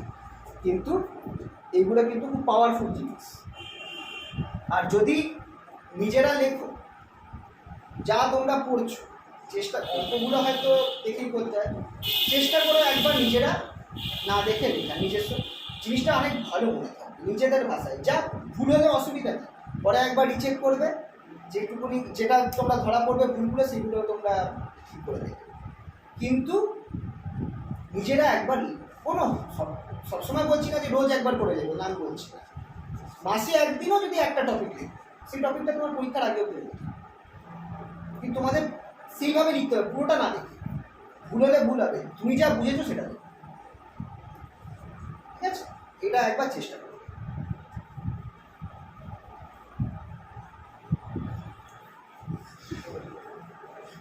আর কম্প্যারিজন করে পড়ার চেষ্টা করো, দেখবে পড়াটা অনেক ইজি হয়ে যাবে। কম্প্যারিজন টপিক 1 এর সাথে টপিক 2, টপিক 2 এর সাথে টপিক 3, আর সব টপিকগুলো পড়া হয়ে গেলে এই যে এত কিছু আমি কম্পেয়ার করে পড়লাম সেটা ওভারঅল চ্যাপ্টারে কীভাবে কী আমাকে শেখাচ্ছে, ওভারঅল চ্যাপ্টারটা কীভাবে শেখাচ্ছে, তখন দেখবে যে কানেকশানগুলো পাওয়া যাচ্ছে। তখন তোমরা দেখো এই যে যেমন হাফ ওয়েভ আর ফুল ওয়েভ রেকটিফায়ার, তুমি শুধু হাফ ওয়েভ রেকটিফায়ারের ক্ষেত্রে তুমি রিপিল ফ্যাক্টরের ডেফিনেশন মুখস্থ রেখেছো, ফুল ওয়েভ রেকটিফায়ারও তো সেই একই ডেফিনেশনই থাকছে, শুধু ভ্যালুটা চেঞ্জ হয়ে যাচ্ছে, সেরকম ব্যাপার।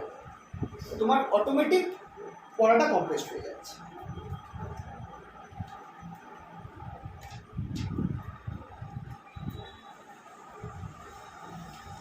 ফুল ওয়েভ রেকটিফায়ার ডায়াগ্রামটা প্রায় হাফ ওয়েভ রেকটিফায়ারের মতোই, শুধু আমার এখানটায় কি আছে, তিনটে জিনিস আছে।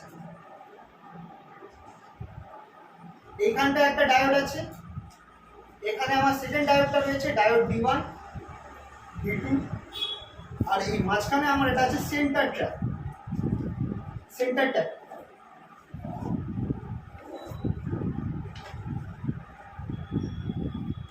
আর তোমার লোডটা থাকবে এই সেন্টার ট্যাপ আর প্রথমটার মধ্যে। লোডটা থাকছে তোমার সেন্টার ট্যাপ আর প্রথমটার মধ্যে, আর এখানটায় আমরা আউটপুটটা পাচ্ছি। এখানে দিয়ে দিচ্ছি। তাহলে এইটা যেটা আছে সেটা উঠে গিয়ে এখানে টাচ না করে এই পয়েন্টে গিয়ে টাচ করে। এই হচ্ছে পিকচার। যখন কোনো পিকচার মুখস্থ করবে, ফার্স্ট পিকচারের সাথে সেকেন্ড পিকচার ডিফারেন্স কি, যেমন মাঝখানে দাগ এইটা আর এইটার সাথে এই মাঝখানটা কানেক্টেড থাকবে, আর এটা টাচ না করে এখানে কানেক্ট হয়ে যাবে।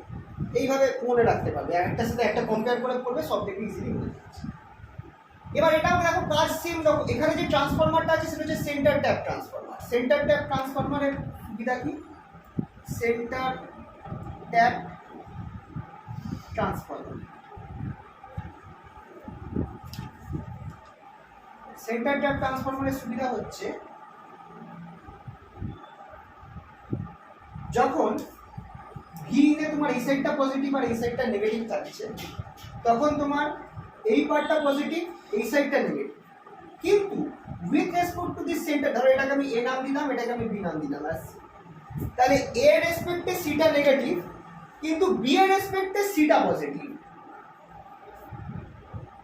মানে হতেই পারে, বলেছিলাম না যে নেগেটিভ পজিটিভ কিন্তু আমরা মানে কি বলবো, ডায়োডের ক্ষেত্রে একটা কথা আগের দিন বললাম মনে করো, যে ডায়োডে কিন্তু আমরা বেশি নেগেটিভ কম নেগেটিভ বা বেশি পজিটিভ কম পজিটিভ হচ্ছে। সেই হিসাবে ধরো এখানে আমার 5, ওপরটায় আমার ধরো 5 ভোল্ট রয়েছে, কথা বললাম, এখানে আমার 0 ভোল্ট, 0 না, এখানটায় আমার 2 ভোল্ট রয়েছে, আর এখানে আমার 0 ভোল্ট রয়েছে। তাহলে সেই হিসাবে ভেবে দেখো, ওপরটা এটার তুলনায় ওপরটা এটার তুলনায় বেশি পজিটিভ, আর এটা এটার তুলনায় বেশি পজিটিভ। সেই হিসাবে আমি ধরতে পারি এটা পজিটিভ এটা নেগেটিভ, আর এটা পজিটিভ এটা নেগেটিভ।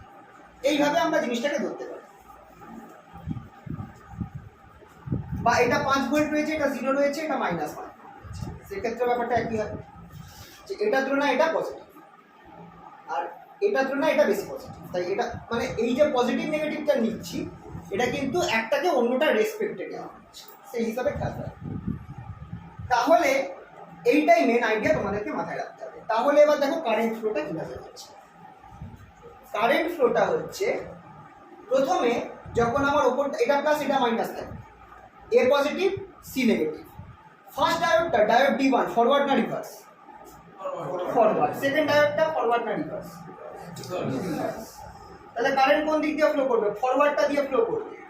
আচ্ছা এই দিক নিচ দিয়ে কি যেতে পারবে, যেতে পারবে না, তাহলে আর এর মধ্যে দিয়ে কোন দিক দিয়ে ফ্লো করবে, উপর থেকে নিচে, তার মানে উপরটা প্লাস নিচটা মাইনাস।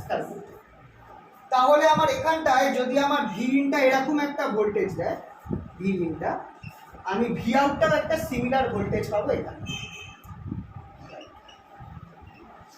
সেম পাবো। এটা হচ্ছে ইনপুট, এটা হচ্ছে আউটপুট, উইথ টাইম অবভিয়াসলি, টাইমের রেসপেক্ট। নেক্সট পরের খাপসাল মেলে যখন আমার ভি ইনটা উল্টে যাবে, তখন আমার এই সাইডটা মাইনাস করছে, এই সাইডটা প্লাস করছে, তখন আমার এ আর সি আর বি ঠিক উল্টে যাবে। এটা মাইনাস করবো, করসপন্ডিং সিটা প্লাস হবে, আর সিটা মাইনাস হবে, করসপন্ডিং বিটা প্লাস হবে, মানে মাইনাস প্লাস মাইনাস প্লাস, এইভাবে ধরে নেবো। মানে এটা সি এর রেসপেক্টে নেগেটিভ আর সিটা বি এর রেসপেক্টে নেগেটিভ, সেইভাবে আমরা প্লাস মাইনাস মিশিয়েছি। তখন আমার ফার্স্ট ডায়োডটা কি আছে, ফরওয়ার্ড না রিভার্স, রিভার্স। সেকেন্ড ডায়োড তখন D2 ফরওয়ার্ড হয়ে গেল, তখন কারেন্টটা ফ্লো হবে এই ডাইরেকশন, এই দিক দিয়ে গেল, এই দিক দিয়ে গেল। খেয়াল করো এখান দিয়ে এই যে পয়েন্টে জয়েন হচ্ছে না, এখানে কারেন্টের ডাইরেকশনটা আবার এই দিকে গেল, গিয়ে আরএল এর মধ্যে দিয়ে যখন পাস করছে, আবার এই জায়গাটা ইম্পর্টেন্ট। দ্বিতীয়বারও যখন এ ফরওয়ার্ড হচ্ছে, তখনও যখন কারেন্টটা আরএল এর মধ্যে দিয়ে পাস হচ্ছে, ওপর থেকে নিচেই যাচ্ছে, তার মানে ওপরটা এক্ষেত্রেও পজিটিভ, এক্ষেত্রে নেগেটিভ। যদি আমার কারেন্টটা উল্টো দিকে পাস হতো, তাহলে কিন্তু আমি আউটপুটটাও নেগেটিভ পেয়ে যেতাম, কিন্তু সেটা কিন্তু হচ্ছে না। আমি এমনভাবে ডিজাইন করে রেখেছি যে প্রথম ক্ষেত্রেও কারেন্টটা RL এর মধ্যে দিয়ে ওপর থেকে নিচে পাস হচ্ছে, এক্ষেত্রেও কারেন্টটা কিন্তু ওপর থেকে নিচেই পাস হচ্ছে।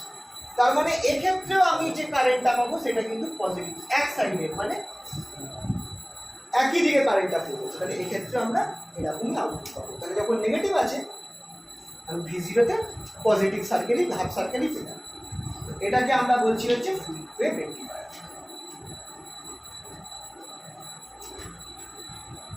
ক্লিয়ার?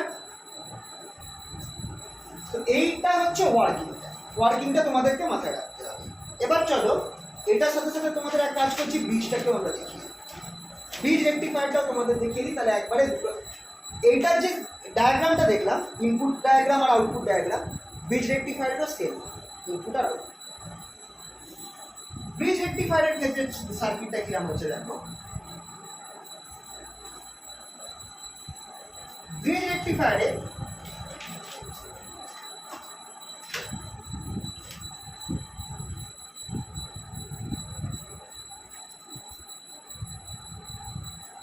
এটা আমার একটা ফুল ওয়েভ রেকটিফায়ারের মধ্যেই কাজ করছে। তোমরা এই পিকচারটা মাথায় রাখবে, চারটে ডায়োড আছে, ডায়োডগুলো এরকম ভাবে মুখোম আছে, মানে এই আর এই এরকম অনেকটা। কোন দিকে মুখ করে রয়েছে সেটা একটু খেয়াল রাখবে। একজন এইদিকে, একজন এইদিকে, মানে দুটো তোমরা এইভাবে ভাবতে পারো, দুটো অ্যারো এইদিকে যাচ্ছে আর দুটো অ্যারো এইদিকে যাচ্ছে। এই পিকচারটা মাথায় নেবে ডায়োডের মধ্যে। এবার এটাকে কানেক্ট করে দাও।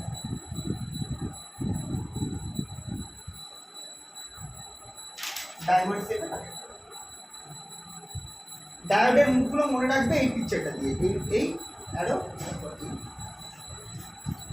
ঠিক আছে? এইভাবে মাথায় রাখবে যে এরকম ডায়াগ্রামটা আছে। এবার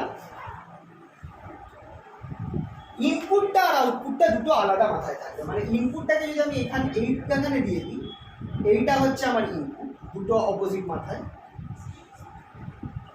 আউটপুটটা হবে এই দুজনের মধ্যে।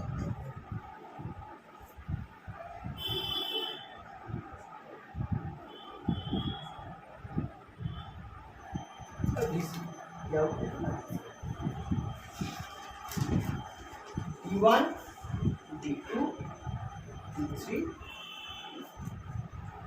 এবার তোমরা খেয়াল করবে Vin এর ভোল্টেজ অনুযায়ী তোমার অপোজিট ডায়াগোনালি দুখানা ফরওয়ার্ড হবে আর অপোজিট ডায়াগোনালি দুখানা ডায়োড রিভার্স হবে। যেমন ফার্স্ট কেস যখন পজিটিভ, Vinটা যখন পজিটিভ, মানে এটা প্লাস এটা মাইনাস, তখন খেয়াল করবে, আছে এখানে নাম দিয়ে দিচ্ছি A B C, তখন খেয়াল করবে এটা পজিটিভ করবে, সিটা নেগেটিভ করবে, এটা পজিটিভ, সিটা নেগেটিভ। এবার সেই হিসাবে তোমরা খেয়াল করে দেখো কোন ডায়োডটা ফরওয়ার্ড আর কোন ডায়োডটা রিভার্স। D2, ইয়েস, D2 এর পি সাইডটা পজিটিভ পাচ্ছে, তাই জন্য এটা ফরওয়ার্ড হবে। আর D4 এর এন সাইডটা নেগেটিভ পাচ্ছে, তাই এটা আমার ফরওয়ার্ড হবে। বাকি দুটো রিভার্স। তাহলে কারেন্টটা কোন ডাইরেকশনে ফ্লো করবে? স্টার্ট হবে কারেন্টটা এই দিক দিয়ে, এখান দিয়ে যাবে, এখান, আচ্ছা V0টা লিখবো না, এখানে VL আমি একটু ভুল হয়েছে, কারণ আমার লোড রেজিস্টার আছে। RL এর অ্যাক্রসে আমরা V0 রাখছি।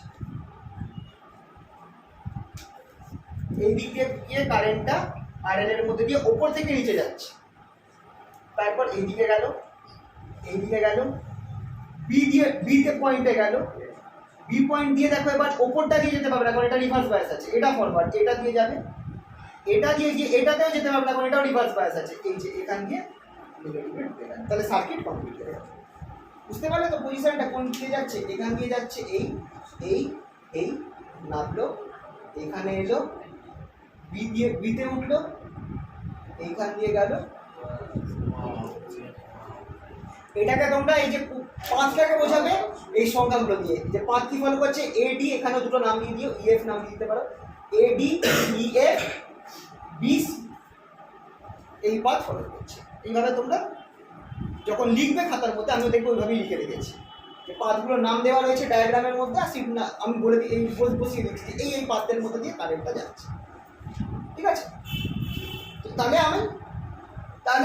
আর এর মধ্যে যে মেন দেখো কারেন্টটা কোন দিকে ফ্লো করছে, উপর থেকে নিচে, তার মানে পজিটিভ। কিন্তু যখন আমার উল্টো হবে ফর নেগেটিভ সাইকেল, সেকেন্ড সাইকেলটা যখন এখানে নেগেটিভ আছে তখন কি হবে, এখানটা নেগেটিভ নিচেরটা পজিটিভ, তখন দেখো কোনটা ফরওয়ার্ড কোনটা রিভার্স। তখন ঠিক অপোজিট দুখানা, যারা এখন ফরওয়ার্ড ছিল তার অপোজিট দুজন ফরওয়ার্ড হবে।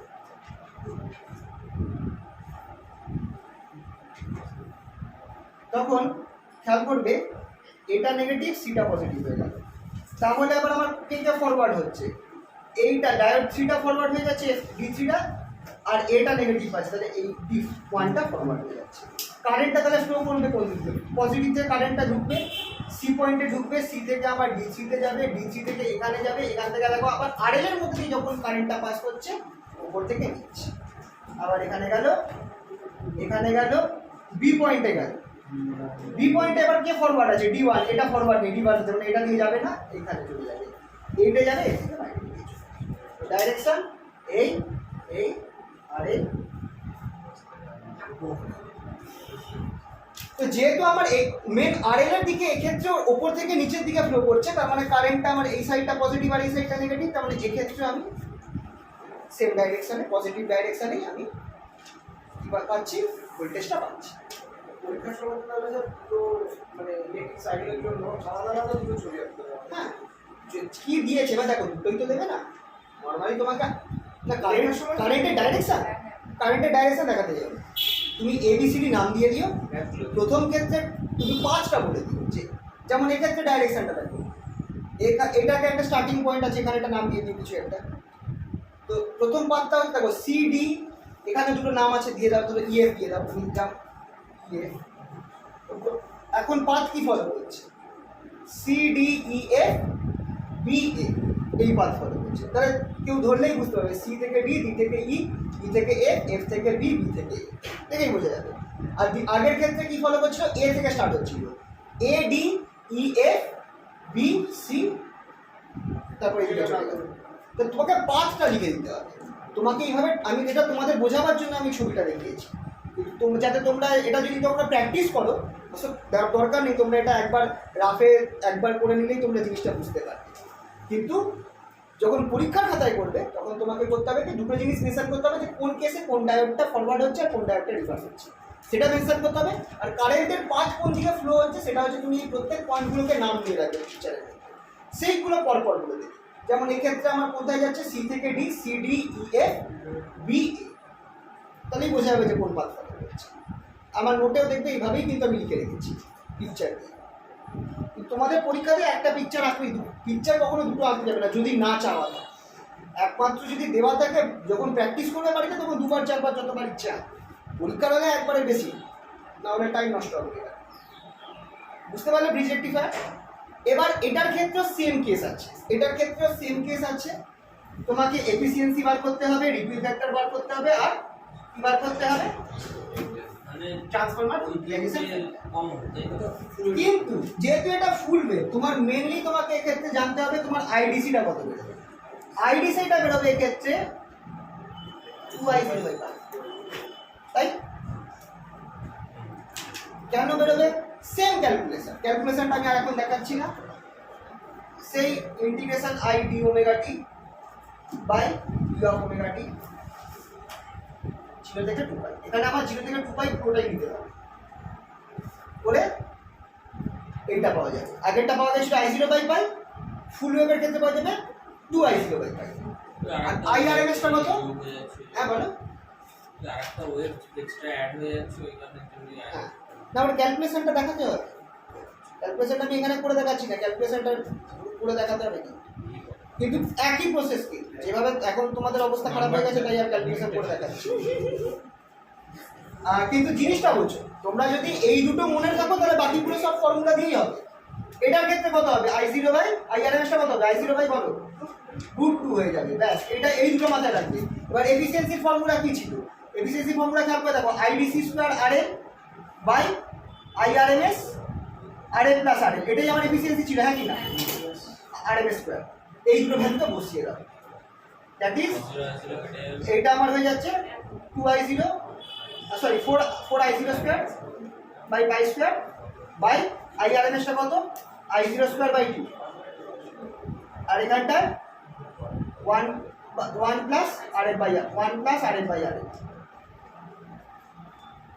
এটাকে কেটে i0 কেটে দাও একটা 2 কেটে 8 বাই পাই স্কোয়ার তাহলে এটা আমার বের হচ্ছে 8 by pi square 1 by 1 plus RF by R এই যে ক্যালকুলেট করলে এটার এফিসিয়েন্সিটা কিন্তু বেরোচ্ছে আগেরটা এফিসিয়েন্সি থেকে এর এফিসিয়েন্সিটা কিন্তু বেশি বেরোচ্ছে আগেরটা 40% বেরিয়েছিল তো এটা সামথিং লাইক 81% বেরোবে 81. আগেরটা 40 এটা দেখো এফিসিয়েন্সি ডবল হয়ে গেছে 40.6 এর ডবল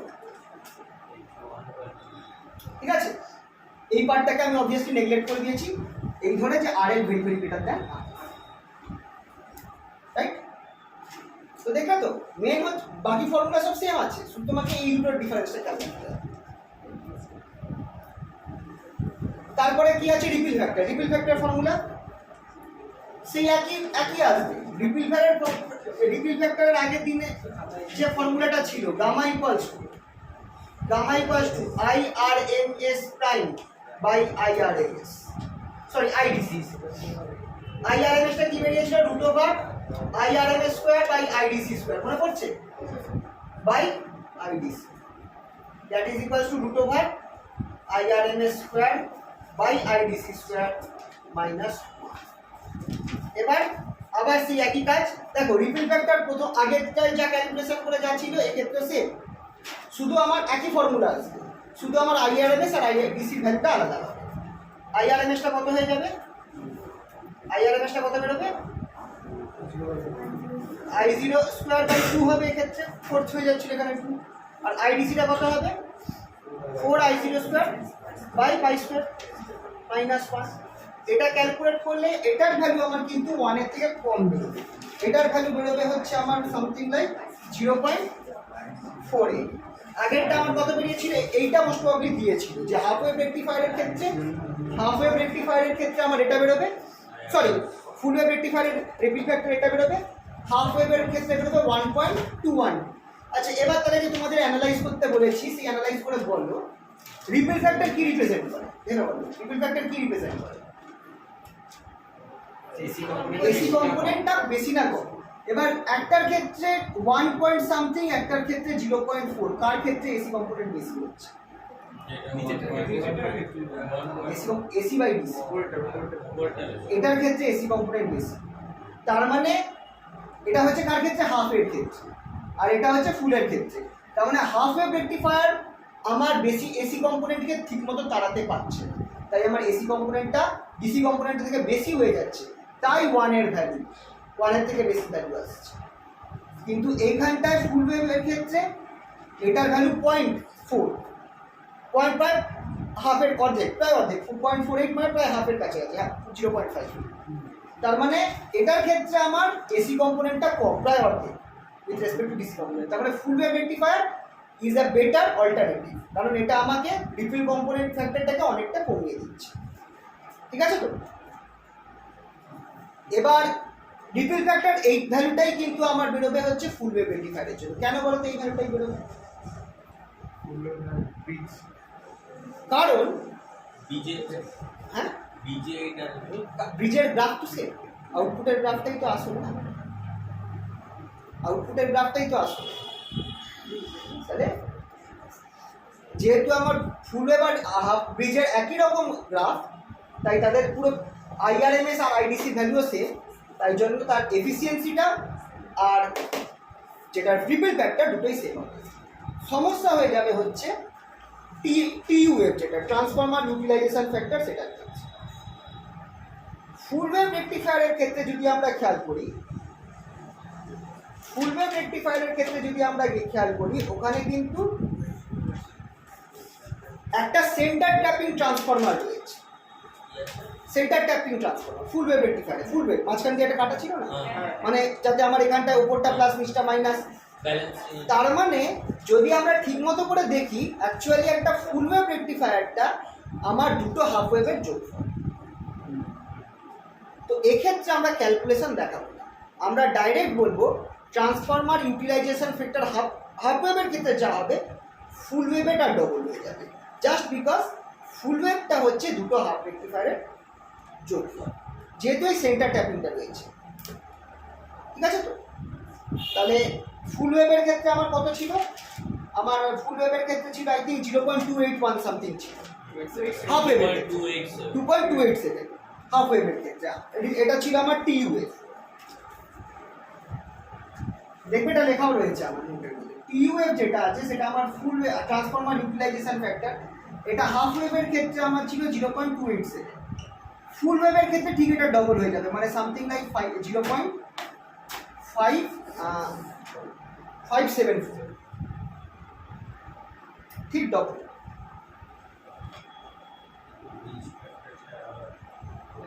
কিন্তু কারণ কি? কারণ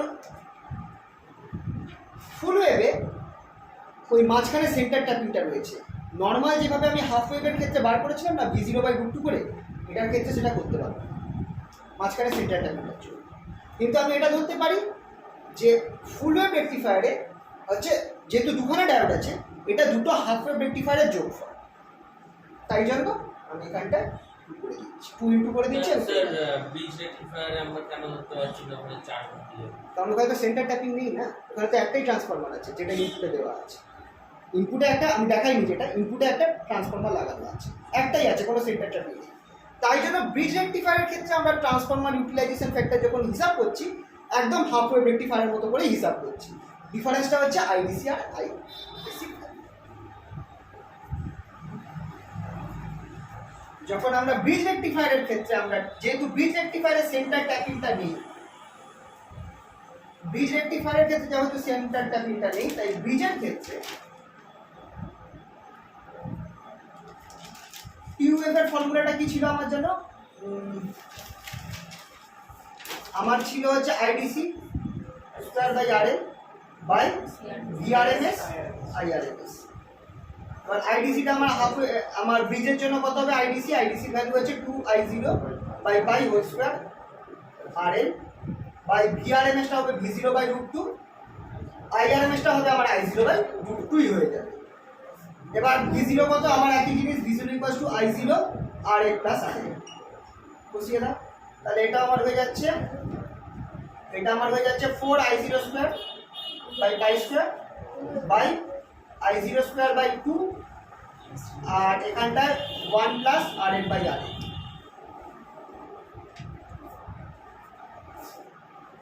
তাহলে আমার এটা I0 কেটে গেল, তাহলে 8 হয়ে গেল, তাহলে 8/π² 1/1 + RL/RL।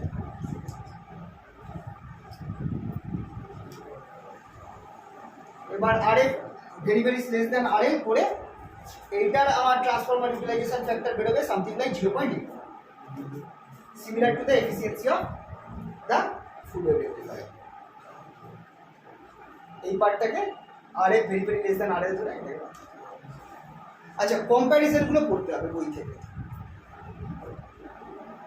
কম্প্যারিজন আর অ্যাডভান্টেজ ডিসঅ্যাডভান্টেজ।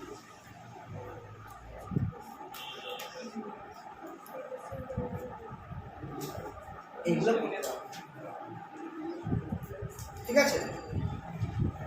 শেষ তাহলে এই পার্টটা আজকে আর ট্রানজিস্টার করাচ্ছি না, করাবো? না করাচ্ছি না বললাম।